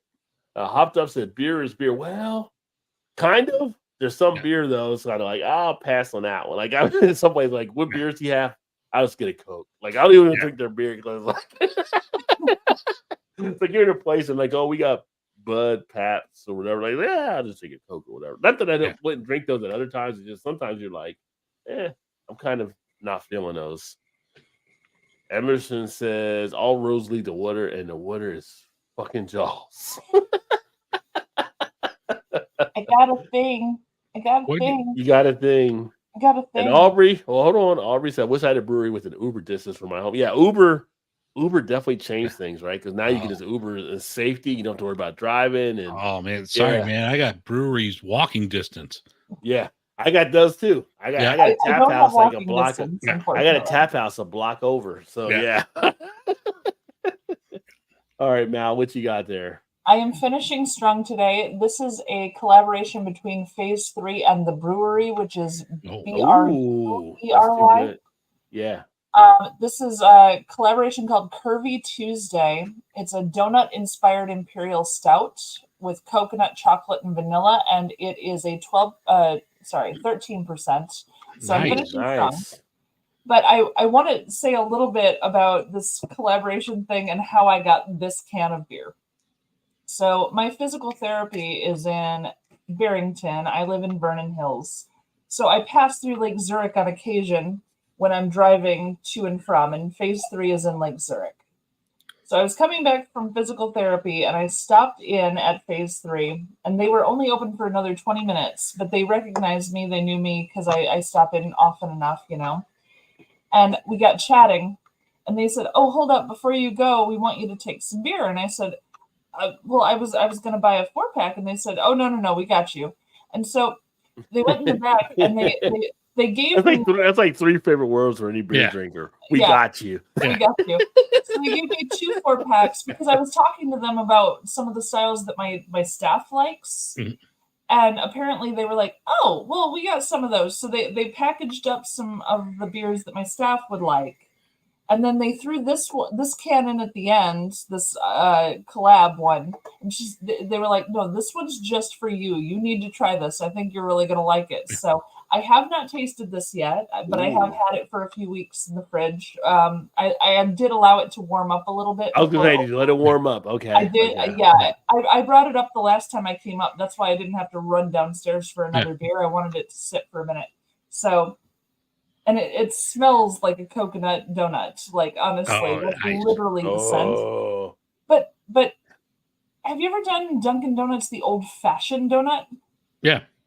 That's the scent. It's the old-fashioned donut, not the, like, glazed or anything. It's not that one. The old-fashioned, like, cake donut, Yeah, those are my favorites, actually. So I'm kind of loving that. You trying to get me to drool like Homer Simpson? I know, right? What's that? Cheers to Redbeard in the house. Cheers, homie. Redbeard? I better see you when I'm in Ontario next month. You better come down when I'm in Ontario next month. That's all I'm going to say, Red. It's like they literally blended it in a blender, and I'm drinking it. The cake you had phase 3, and you had the brewery. Yeah. I mean, they're not gonna fuck that up. It's fucking incredible. That beer is nuts. But it's 13%, so we better end at 10, otherwise I'm gonna be falling off my chair. Yeah. But that's another beer Chew's not getting a sip of. Yeah. Yeah. That is so beautiful. I've been hanging on to this one for a little bit because I was excited about it, and I'm so glad. You know, and I love coconut. You know, like coconut in a stout. That's just like a perfect combination for me. Oh, that is gorgeous. Literal, like, liquid gold. That is beautiful. Ooh, nice. You know what's funny? So Aubrey says, and I just realized I've been saying this word wrong for a number of years. But he had a relative moved back near, and I used to say Hofbrauhaus, but it's actually Hofbräuhaus. Hofbräuhaus. So the 2 dots, it's like Hofbräu. I actually watched a video on it, and it wasn't Hofbrauhaus on how it was pronounced. It was Hofbräuhaus. That's how they were all pronouncing it on the video and stuff over in Germany. So I figured, like, I must have been saying it wrong. Well, I know what an umlaut does over an O, but I did not know what an umlaut did over an A. Yeah, so it makes it like a higher pitch type, like a Hofbräuhaus. Like Hofbräuhaus. Huh. Okay. So, but anyway, that's awesome, Aubrey. We had one, we were in Kentucky. We actually had the original Hofbräuhaus in the States, because they were tied to the family in Germany that opened it up in Covington or Newport, Kentucky years ago. But now we have spots around the U.S. But that's always a fun time to go to. Yeah. Big beers, big mugs, pretzels, dancing, chicken dance, all that kind of stuff. It's a good time. It's a good time to have a fun event. Didn't they get in trouble a couple years back at Barrel and Flow? Hofbräuhaus did? Yeah, I think they wouldn't let people into their bathrooms and shit. I didn't hear about it. Maybe controversy in Pittsburgh. Hold on. Oh, you know what? No, you're right. You're right, because Pittsburgh, because we contacted other ones, and they kind of came out against the ones in Pittsburgh for doing that or whatever. I remember that now from years ago, because I remember hearing about that. And I reached out to the one in Kentucky and stuff like that, and they weren't aware. But other ones have been they pretty much slammed the one in Pittsburgh for the way they were doing kind of stuff. Yeah. That beer is stupid good. I'm sorry. This is stupid good. Like, that's, oh my God. I'm sorry. I'm okay. Oh, Red. I understand. senior people have it. I'm a senior. I got an AARP Oh, card. I got Red. AARP. Yeah. So I'm just saying I'm a senior, Red. So I was a senior twice. How are you in high school and college? That's your Yeah. joke. High school I and was a college. senior twice. Yeah. I do. All right, I Red. do get regular mail from AARP. They seem to think that I'm Why? already like there. You're not even close. Well, No, just get they- it because they- you get the free they- donut. They send me like tote bags and stuff. Like Yeah. they think I'm part of the club for some reason. I have Yeah. no idea why, but I do get regular mail from AARP. You for some get the reason. card and you get that old-fashioned donut at Dunkin' Donuts for free. Oh, Yeah. nice. You got to buy That a would be coffee, awesome. but you get a free donut with your That would AARP be card. awesome. I mean, seniority. I got you, Red. Yeah. Seniority. I mean, I'm a senior, like I go places. Apparently now I'm to that level where people are like in Baltimore, like I see young black guys say, "Hey, what's up, Unc?" Like I'm like, I'm not your uncle. Like, why am I? Uncle? But in the establishment, when you're older Yeah. as a black guy, it becomes Unc. Like I'm not your Unc. Like why? They're like, I got one guy call me double OG. Like, how am I a double OG? How did I get to a double OG level? Like, how old are you gonna be for that? I love that so much for I was like- you. I was like, how am I a double OG? How's that even Yeah. happen? Like, is that a great grandpa or something? Because that's not me. So, yeah. Hey, I've seen you clean shaven. You have a baby face. You don't. Yeah, when I say it all off and stuff, like people be like, yeah, I'm like, You got a baby face. yeah. But it's funny just being like older and stuff is just like, but yeah. The Well, old thing is more of a respect type thing. With the double OG, I'm like, hey, you're pushing it now. You're Yeah. pushing it at the double OG. It has been 8 months since I've been carded, and I'm not happy about this. I want to be carded more often. My wife still gets carded. She's only a couple years younger than me, but she gets carded. I She's will like, say the last she gets a tickle 2 out of it when years they or ask her. so. The last 2 years or so, I have started like showing more of the age. Like I have at least 7 more gray hairs in the last 6 months, and I'm like, I know it's coming. I know it's coming. Yeah. It's Well, it's coming. funny. When I was down in Virginia Beach last weekend, I was talking to one of the bartenders and stuff, and I was drinking at the bar because that's what I do. I'm sampling. I'm finding out the best beers for you guys to enjoy. So I'm at the bar. Research. Yeah. And she's like, "Oh, you must be really wise. I see all the gray hairs on your arm." I'm like, "What the fuck is that? Where did that come from? Like, who does that? Like, I've never had a line where the gray hairs on the arm, like on the head. I You can work get. for tips. Yeah. Like, how are you on the arm right now? Like, how's that Arm. on the arm? Oh yeah. Oh yeah. That's how we tell age now is right here. Yeah. I was like, oh, you got jokes. You started laughing and stuff, but it was like, who does that on the arm and stuff? Which I do have the gray hairs on the arm, which they kind of do piss me off at times. But I'm like, who does that? Like that was actually, pretty funny when she did it. But I was just like, what? Yeah. 2 hours and 1 pair of tweezers, you'll be solved for that. Yeah. Like go back home, get the shaver, and I gotta shave the arms, The hot dog said no tip. No tip. Oh, do you like candy cigarettes? Yeah. I know. But I get They're gonna show up in a white van outside my house and Yeah. offer me candy. I'm just waiting for it. Yeah. AARP is on my trail right now. It's ridiculous. I hit 40 in March, so I'm 40 years old right now, and I was like, Oh, really? you got 10 years to go. Yeah. Yeah. But I've been 15. That's all 55, right? Yeah. But I've been getting stuff from them since I was 31. Yeah. They started sending me stuff at 31, and I don't know what online thing I did that made them think that I was older, but I've been getting stuff from them since I was 31 years old, and Chu thinks it's hilarious. Chu loves it. I did hear one of the satellite shows before. Roxanne Shante was talking about. I think they dropped their age limits or something. They're just trying to get memberships up. So somehow you got on one of their lists or whatever. But just for men armed, there it is. Yeah. But I don't know how I got on their list, but they've been sending me stuff for years. It's just crazy. Well, it's funny. I haven't renewed my membership yet because I got a new thing. I'm like, when you renew, they offer you gifts to renew. So I'm like waiting to see to get. They just sent me something for a charger I actually need for my USB, all kind of stuff. I'm like, okay, I'll renew now because Because they were sending me like some shit to put in the back of the car for your cooler. Yeah. Or like I got Card tons of those. organizer. Yeah. I don't need those. I got tons of those. Like, yeah, but okay, now you got me something. So I'll renew for $12 to get this little thing that gets sent to me. So I did it when I first signed on. They sent me a little Bluetooth speaker to put into the computer. I can use a little speaker. Yeah. Yeah. Sure. Yeah. Why not? I'm Have just you into ever the cruise ship. used them for travel? I don't think I've used them for travel because I've had other discounts, but yeah, But, but like, you can use them. They yeah. got a website with Expedia. It's like Oh. expedia.aarp.com. And you have to plug in your AARP number, but you get some decent deals. Like we've Okay. used them a lot and like save some good money on like hotels and cars and shit. Okay, well, I'll check that out. I was just thinking Bob Evans to use them for, but yeah, I'll check out that too. Bob Evans for the win, gotta say. Oh, Rod, I actually have a thing to tell you. Our car died.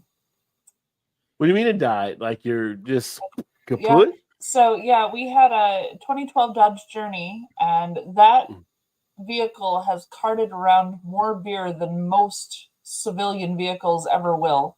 Mhm. But yeah, our car, the head gasket blew. Oh gosh. And unfortunately, the fix itself is worth more than Yeah, I the was gonna say how car. much is the Yeah. fix? Because the fix has to be like Well, I mean, a kinda head crazy. gasket is going to be between $2,000 and $6,000, and Mm. I can't. You're like, I you might as can't well just spend go that ahead. on Yeah. a car that's Yeah. 2012 with 172,000 miles on it. So our car died completely. So And you can actually, even you need to get a chance to even trade it in for something else or anything. Let them He was deal like, with keep it. it. Yeah. Just keep so it. Yeah. that's actually why Dad was visiting. He was coming to help us out because we didn't have a vehicle and we needed to do car shopping all of a sudden because for 4th of July, Chew has his family reunion up in Michigan and we need to go Yeah. to that. And then the weekend after, we have to drive to Canada. And I'm like, oh Right. shit, like we need a car fast. So Dad came up to help. That's I mean, part of it was Father's Day and his birthday was the week before, but also like Oh, we were happy in birthday. trouble. Yeah. Yes, Yeah. happy birthday to Pops. But yeah, so he's 70 now, by the way. He's probably going to be mad at me for saying that, but he turned 70 this year. You give him Hetty Topper. You could say whatever you want. Yeah. Yeah. Oh yeah, yep, true. So He's going through the beer fridge. He's happy as hell right now, so he's Yeah. good to go. it was funny because he drove up to help us, and when he was coming here, something was wrong with his brakes. So when he got here, he couldn't use his car because something went wrong with the brakes, and we were like, Oh, oh gosh. crap. So we went, and I had to get a rental car. The place I went to, I had made the reservation early in the morning, and at 1 o'clock or something, we were supposed to be there at 2. I was taking a lift over to get a rental car.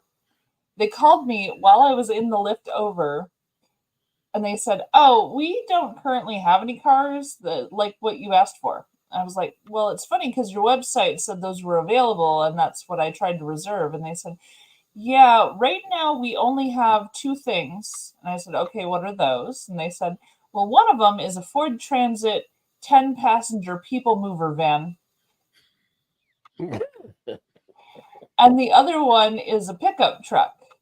And I said, "Can either of them carry 3 people at a time?" And they said, "Well, yes, both of them can." And I said, "Okay, well, I'm in the lift on the way already, so can I look at those?" And they said, yeah, that's fine. So we ended up going with the pickup truck, and it's one that has the 4 doors, so you can fit, Okay. yeah. I right now, as a 170-pound, 40-year-old woman, am driving a brand new Dodge Ram 1500, 8-cylinder, bright red, ginormous fucking pickup truck. I look like I'm going to my next construction site Yeah. in this sucker. It's I mean, if you were in Kentucky where I used to be, you fit Yeah. right in. Just Well, still with some yeah. boots on and a hat. Yeah, you you're don't good to get go. as much in the suburbs, to be Yeah. fair. So, luckily, Dad taught me to drive in a pickup truck. Now, it was a Yeah. Ford Ranger, so it was a much smaller one, but it was still a pickup truck. So I'm not worried about driving a truck. That's not a problem. The distances when parking, I have to get used to those still, but and it won't turn on a dime. I'll tell you what. Ooh, that turn radius is rough. But But yeah, they're cool. so I am tooling around in a brand new Dodge Ram 1500 right now. Just You so got you the know. windows rolled down, listen to Yeah. some Bob Seger. Oh yeah, Yeah. yeah, you gotta, right? Yeah.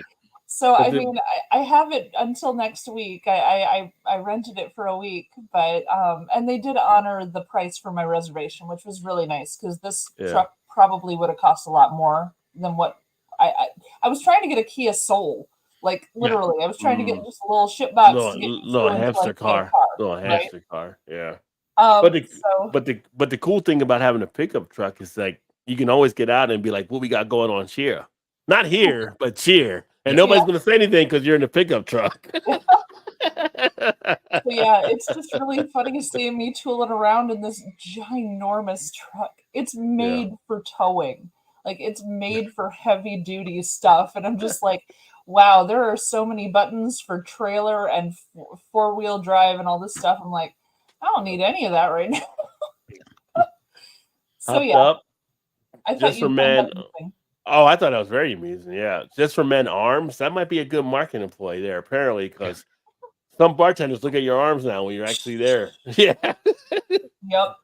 it's weird being older, but wanting to do nothing other than eat Captain Crunch while watching classic SNL. All the words are robotic. I don't know what a fucking MCA loan is. I cash the checks. Nice. Wait for the gifts of just for men. Arms. Yeah. Yeah, I mean, there you go. This hotel Wi-Fi sucks tonight. Keep losing connection. Oh, that sucks. Just kidding, please don't. Aubrey's trying to hang in there. Yeah. You know how to take a reservation, but you don't know how to hold the reservation. Yeah, I thought the same thing. The whole Seinfeld episode came up when Mal was telling that story. Yep. Thinking about that, yeah. Well, I feel like their website should say, "Hey, we literally have no vehicles for you to rent." Yeah. Their website. But they did not shouldn't say that. take it. Yeah, they should be able to. Yeah. Yeah. Go. But look I've for seen some Avis. places Go you look go at to, and somebody it's else. like, Yeah. oh, we don't have that car or whatever. And they're like, and I So- was thinking when you go there, when it works in your favor, like, mind if we upgrade you? Well, fuck, if you're going to upgrade me, I'm not going to mind. right? I guess, like, No, yeah.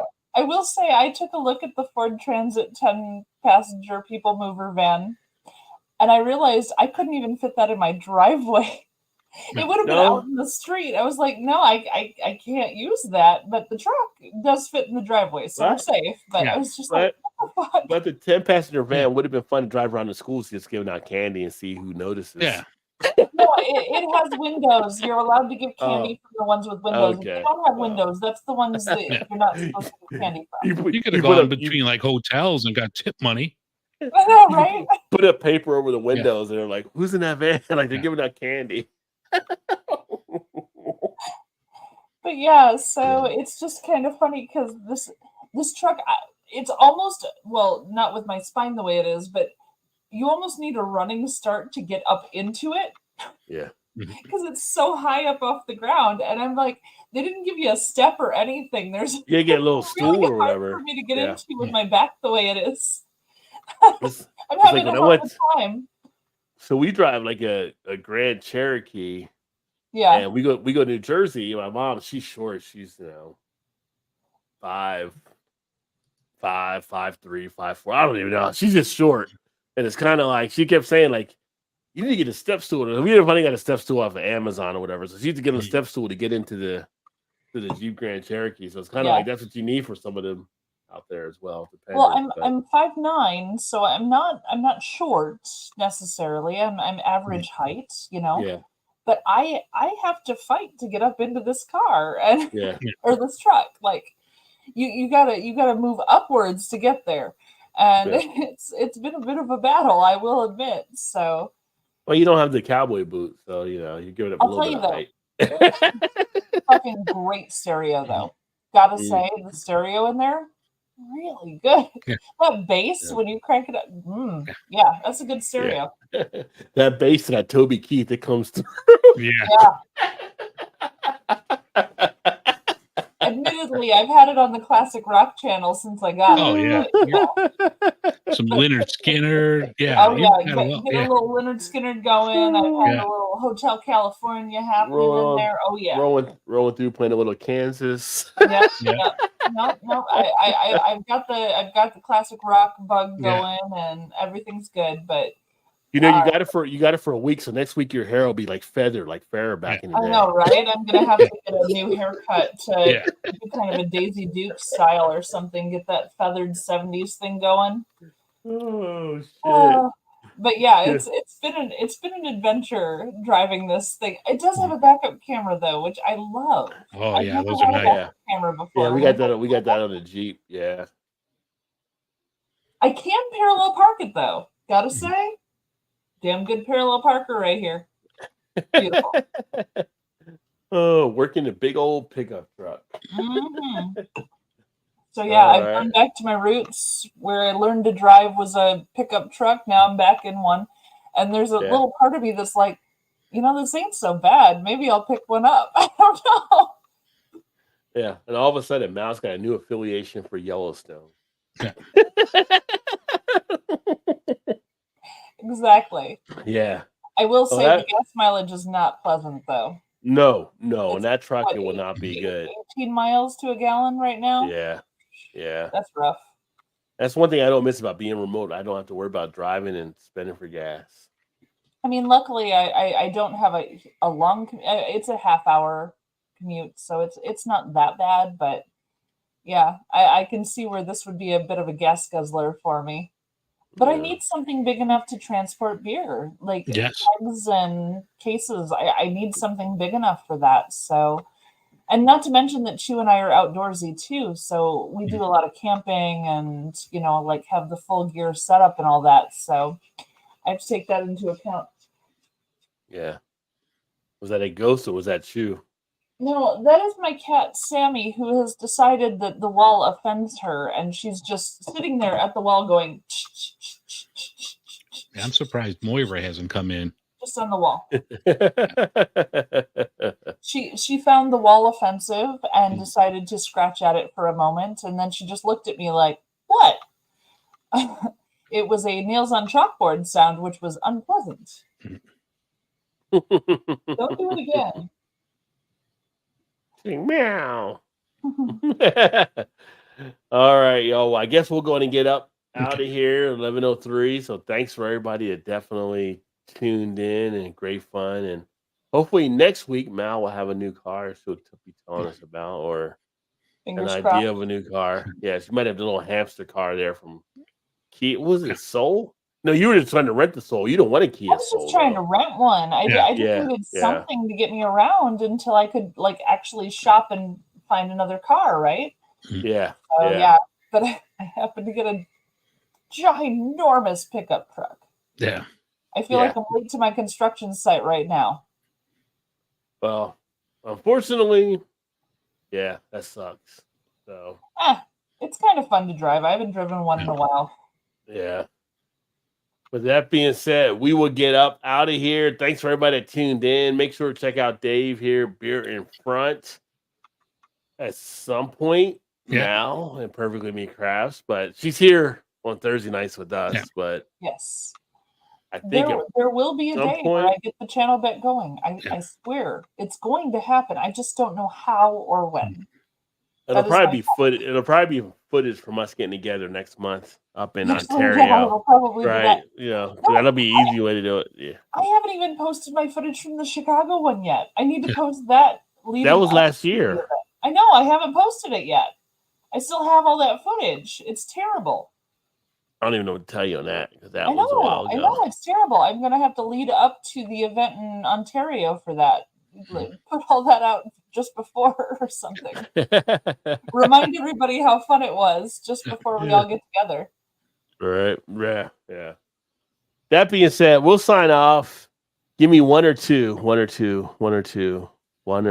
Three. Two. No, one or two. You can't add them together. Three. Two. Dave gave me two already. Two. So Two. we'll sign off.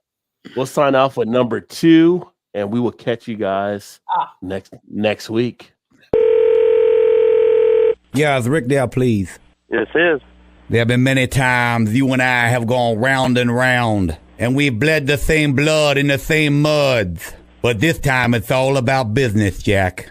Let's do it. You and I, Friday night, Daddy, at the Fulton County Stadium.